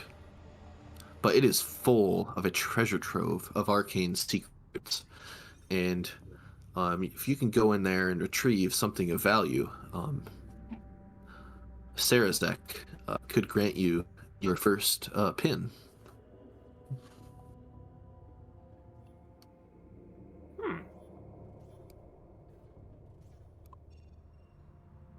So all we would need to do is go in there, grab something, and come back.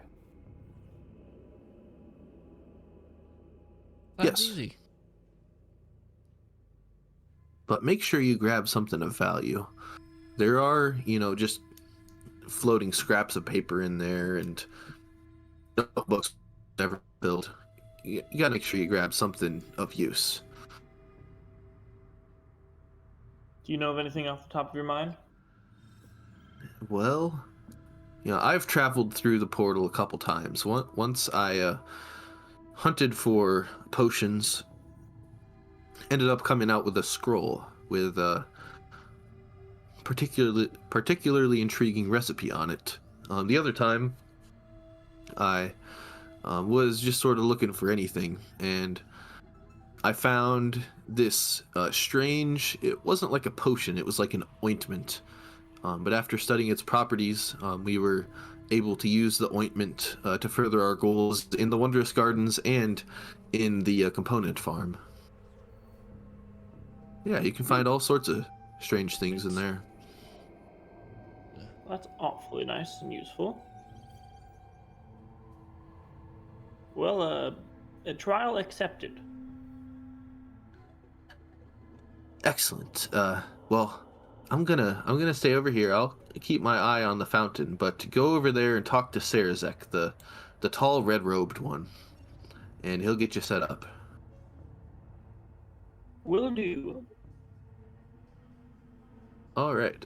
So I don't think so. These trials will be like skills challenges, and I don't think we're gonna do a skills challenge for everyone tonight. But if we could have everybody roll initiative, we'll start with a few of these trials and see how they go.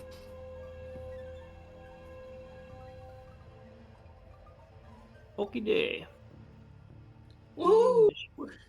Well, I'll see you all next week.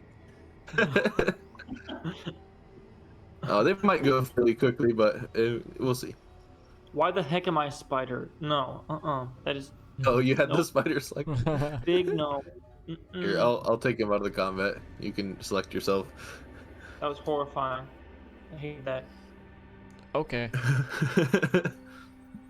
That's that. Yep. Of course you do. And looks like we Get a just net 20 because you unselected it. need initiative from current. Dang, yeah. My bad. Yeah, I had to run away from the spider, you know? His does sort of fit with Mebley's there. Okay, so we'll start off with Reditu and Mebley. Sarazek, this gaunt, middle-aged wizard with his red robes welcomes you. Welcome. Would you acolytes wish to venture through the flickering portal,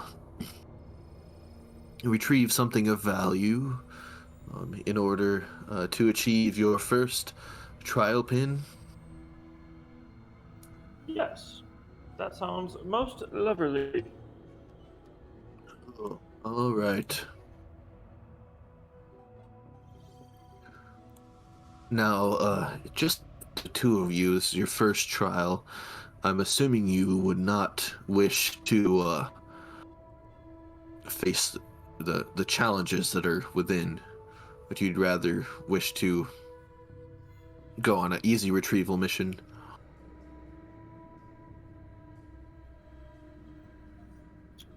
I was told we would go in to grab something of value and then return with it.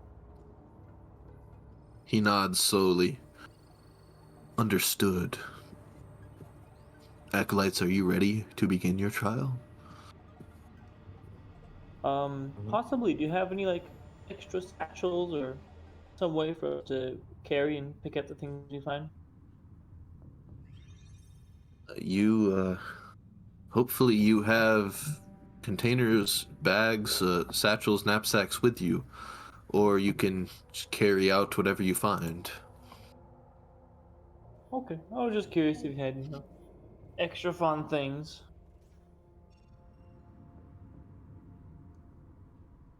All right, well, uh, are you ready then? I believe so. Yes, let us traipse through this portal.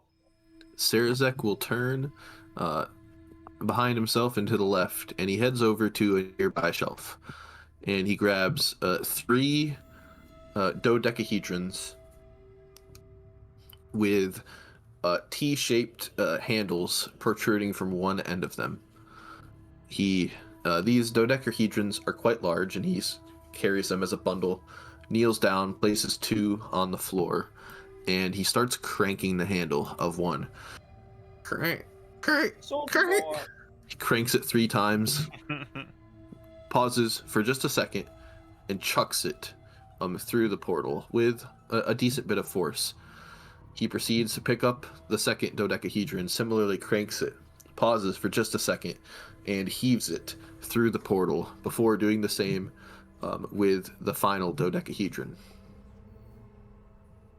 He waits for about 10-15 seconds. He looks up at you and says, "Should be safe to proceed." Okay, well that was odd. I'm going to need an explanation of that. So do you guys head through the portal? Maybe did he just like gas out everyone on the other side of the portal or something? Yeah, you ask him that. Yes. Roll persuasion. Hmm? Can do, boss man. Wow, that was a low one. I mean, 18's not bad, but Full of questions for a starting acolyte. Yes, for simplicity's sake, that is not a terrible description of. I gassed out everyone on the other side, and it is safe for you to proceed through the portal. all right, cool. Much appreciated. Do I Okay, get to have one of those gas bombs with me while I go out to the other side? that will not be necessary. Okay, Okay. I will bound through the portal. So Mebly and Redditu step through the flickering portal. You step out on to some stairs that lead down from the portal, and then before you is almost an immediate drop. So you guys pause there and you take in your bearings, as there appears to be some sort of mystical void, and What the- floating remnants of a lab are just strewn across this Whoa. great void. Some things are suspended, floating in air. Other things are resting on the fragments of lab which float around. You do not see the dodecahedrons or any living or moving thing. Wow. How would Mebley and Into it. Redatu like to proceed? So the void thing in the middle, is it Uh, like It's like down. It's sort of like off in the distance. I don't know if you ever played Mario Galaxy, but there's always like a black hole like off to the oh side of every world. It's yeah. kind of like that. Yeah, Okay, it's so it's not not really like sucking you in, exploding. but like if you just fell off of this, it probably wouldn't end well for you. If that makes sense. Totally understandable. Medley, do you want me to um, throw you somewhere? may or may not have said this, but does the void? Do we know if the void leads to somewhere? Um, you could roll Arcana to determine that, perhaps.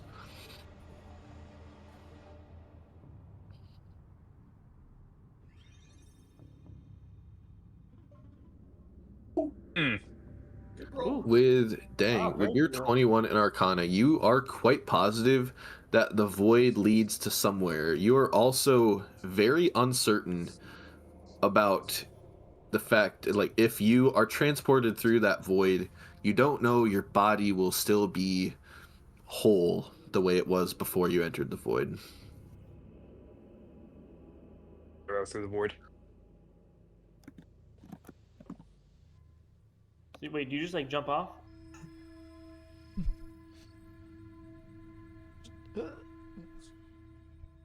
Um, Not really. No, I assume I'm just in like direct side of where I'm shooting, right? Oh, you're shooting into it? Oh shoot, I thought you. Mm-hmm. Okay. Yeah, go ahead. Yeah, you can shoot an arrow toward the void. Do you aim it toward the center of the void or to the side of it? To this better. Yeah, you shoot an arrow straight toward the center of the void, and your arrow has hardly no arc at all. It just kind of goes straight, and after a few seconds, disappears in the heart of this glowing purplish void.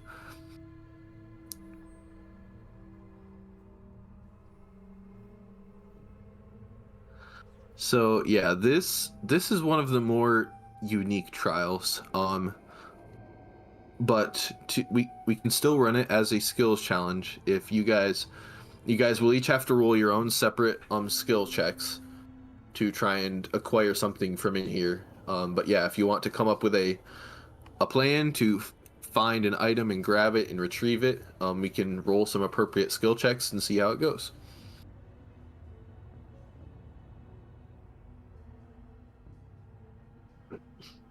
Hmm. How big would you say this crystal thing is? That crystal thing is almost large size, perhaps 7 feet, 8 feet at its longest. Quite the hefty crystal thing. And then would you say the chain, like the blocks at the ends of the chain, are those count as small objects maybe? Or medium? Um, that crystal is, yeah, I don't know if those would really count as objects. They're more like anchors into that Or floating yeah. hunk. Mhm. And yeah, so you could think maybe you could try and free that crystal if you desired. But you might have a nagging feeling if breaking those chains takes too long, you don't know what those dodecahedron bombs or whatever um, kept at bay and how long they will last, sort of a thing. Yeah, that's a fair point. Is there anything that catches Mebley's eye, or is he concocting a plan to go somewhere, retrieve a particular object yet? If Oh God, my voice is so dead. Um,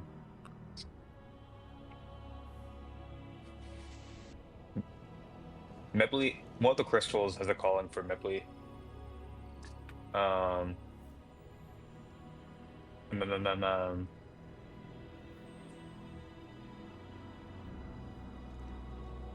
I know Reddit 2 was also interested in trying to free some.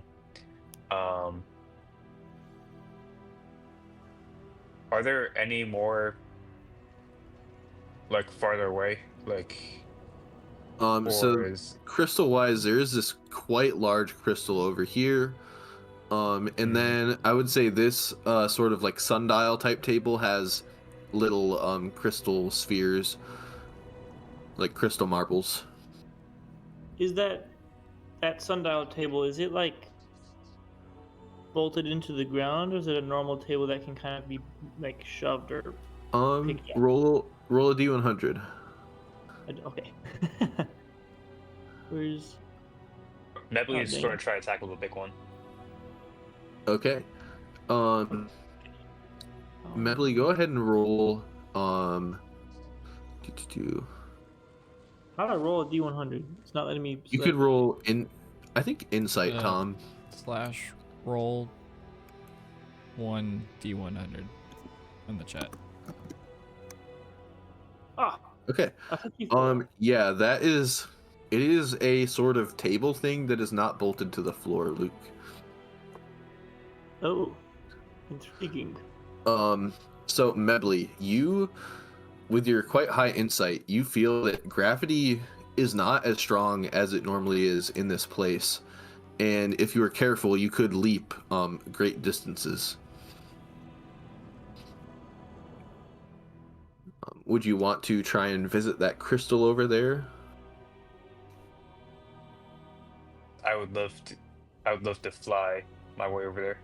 Okay, would you like to make the great leap straight to the crystal, or perhaps make a couple smaller leaps toward this telescope place and this other one, and then to the crystal? Um, nah, Nebly's going to go crazy and Just All just take a right. giant leap. Just straight up Yeah, YOLO. you can bounce on the balls of your feet a little bit, and then probably step back towards the side of the portal and take a running leap. That would be an acrobatics check. DC 20.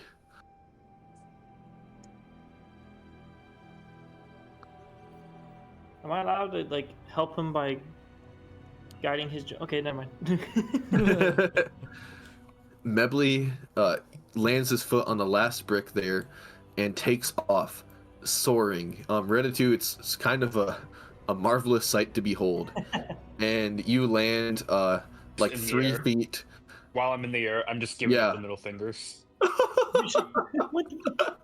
And, yeah, you land about 3 feet onto that platform, and sort of like your inertia carries you towards the crystal, and you can catch yourself on those chains easily. So now there's a matter of freeing the crystal from the chains. But let's go ahead and so what is Redditu thinking over that way? Okay, so that sundial table, right? Yes. It's not fixed to the ground, Yes. and it's probably a large object. It would be, yeah, a large object.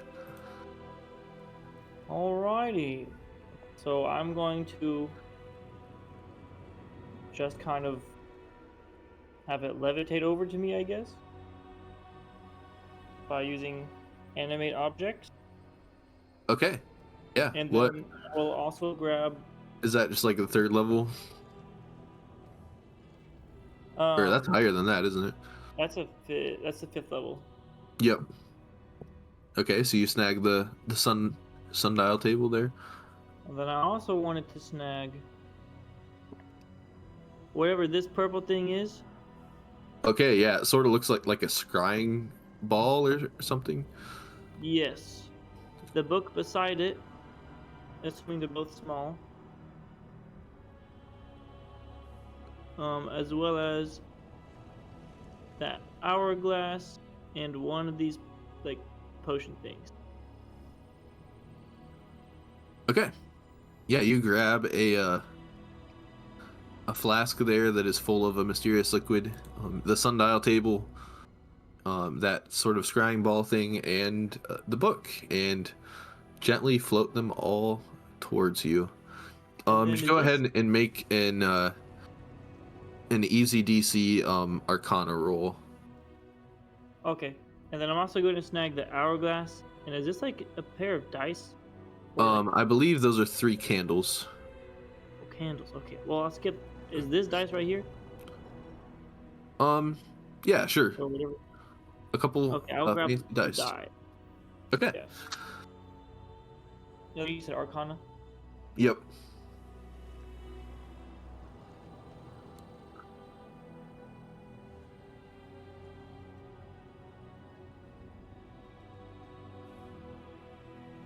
Oh, 6?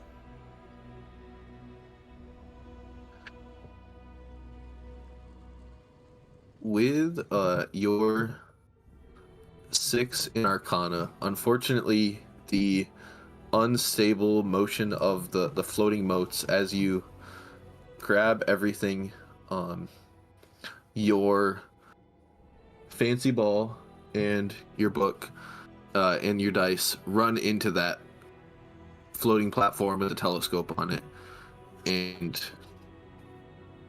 you momentarily lose your concentration, dropping them into the void.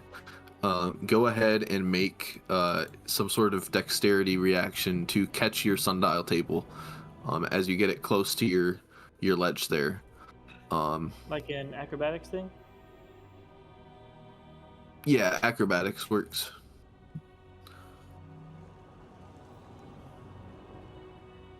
Ooh. 28.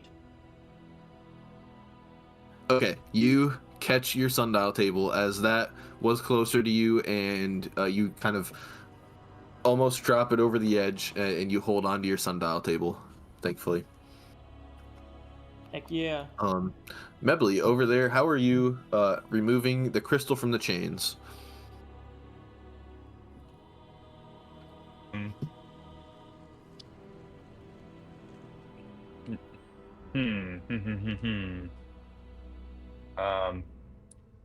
It's been a fat minute since I've deadlift, so You want to yank it out? and also I need to put some meat on those quads. Okay.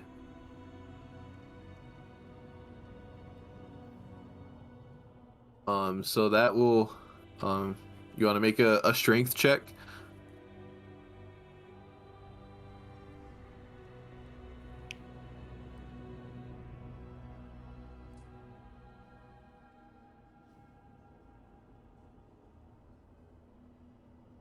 Dang. Okay, with a 19, you heave on that thing, and then you feel a lessening of pressure on your left side.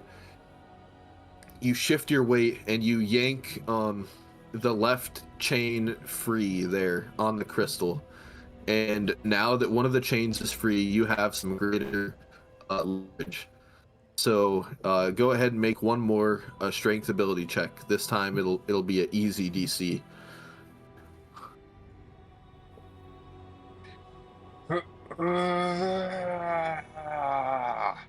Dang. Okay. Sorry, just So had to make the sound effects.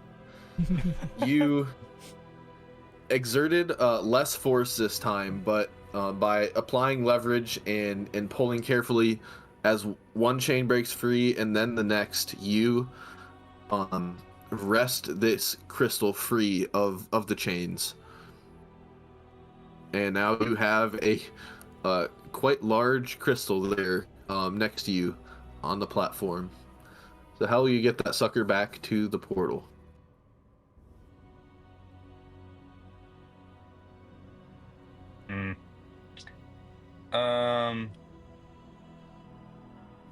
I wait. Oh, damn it! I already used the spell slot. I was going to cast. I had thought about casting Dimension Door with me and the crystal, but I already used my level 4 spell slot. Oh man.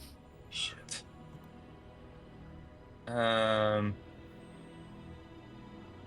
feel like I have some sort of.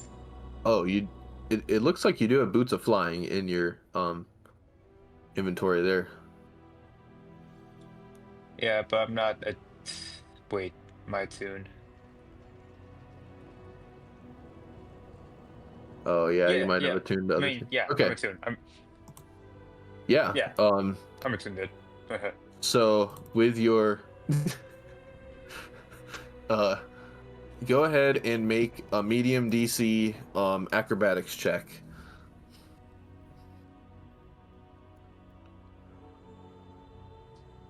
Yeah, you definitely leap, activate your boots of flying, and sail across there with your crystal. And Mebly and Redatu, do you step back through the portal with your items? I think so. Remind me. So I got the sundial table, and then did I lose all the ones I tried to get from the other section? Yeah, unfortunately, you lost all of them. Alright, not even Probably the little die? the the dice and the book landed on this platform here with the telescope. Uh, Everything else fell into the void. Would I be able to regain my like concentration on them to, pick them back up or Um, whatever? yeah, you could. You had a momentary lapse in your concentration, and you gathered the planetarium. I would say if you make a medium Arcana check here, a DC 15, you could pick up those remaining objects and float them over still. Okay, okay. Here we go. Here we go. Ah, Dang. all right. Okay. So you lift up the two dice and the book and float them over. Do you just rest them on top of the planetarium? Yeah, basically. And they'll all float Okay. in with me, and then I'll make it look like I'm holding it all up on like just one finger when I walk back through the portal. Nice. Okay. So you guys stepped through the portal there and emerged back into the heart of the castle. Stepping through the flickering portal, Sarazek, looking a bit dour, just kind of waiting outside the portal. His eyes get wide and his mouth drops. And he says, "Oh, acolytes. Very impressive." And he goes to receive your items. He looks your findings up and down. Retatu, he says, a working planetarium of a material plane cosmos. Sir, this is more than enough. He lowers his voice slightly. You may hold on to the book and the dice that you found. Just keep this between us, all right? Will do. Glad I was able to please you so much with this table I was able to grab. Yes, yes. And he admires the planetarium and then moves to Mebly's large crystal and similarly, Mr. Kobold, this crystal is very large. We could use this to focus quite a bit of arcane energy for all sorts of purposes. Very well done, well done. And he gives you sort of a golf clap, and then he reaches deep into his robes, fumbling around before finding deep in the pocket he is looking for. He produces a couple little portal-shaped pins, and he places them on your guys' robes for you. Yay! And he will Hey, collect Your those Honor. items, and roaming constructs will take them away to be utilized. So I think that is a good place to end tonight's session, and you can go ahead and post Roses and Thorns. I think last week, no, last week I was on top of things. This week I I'm got a not crystal. as on top of things. Heck yeah. I got to work out that session too. Yeah, Mebly doing strength things was pretty amazing. That was Mhm. impressive.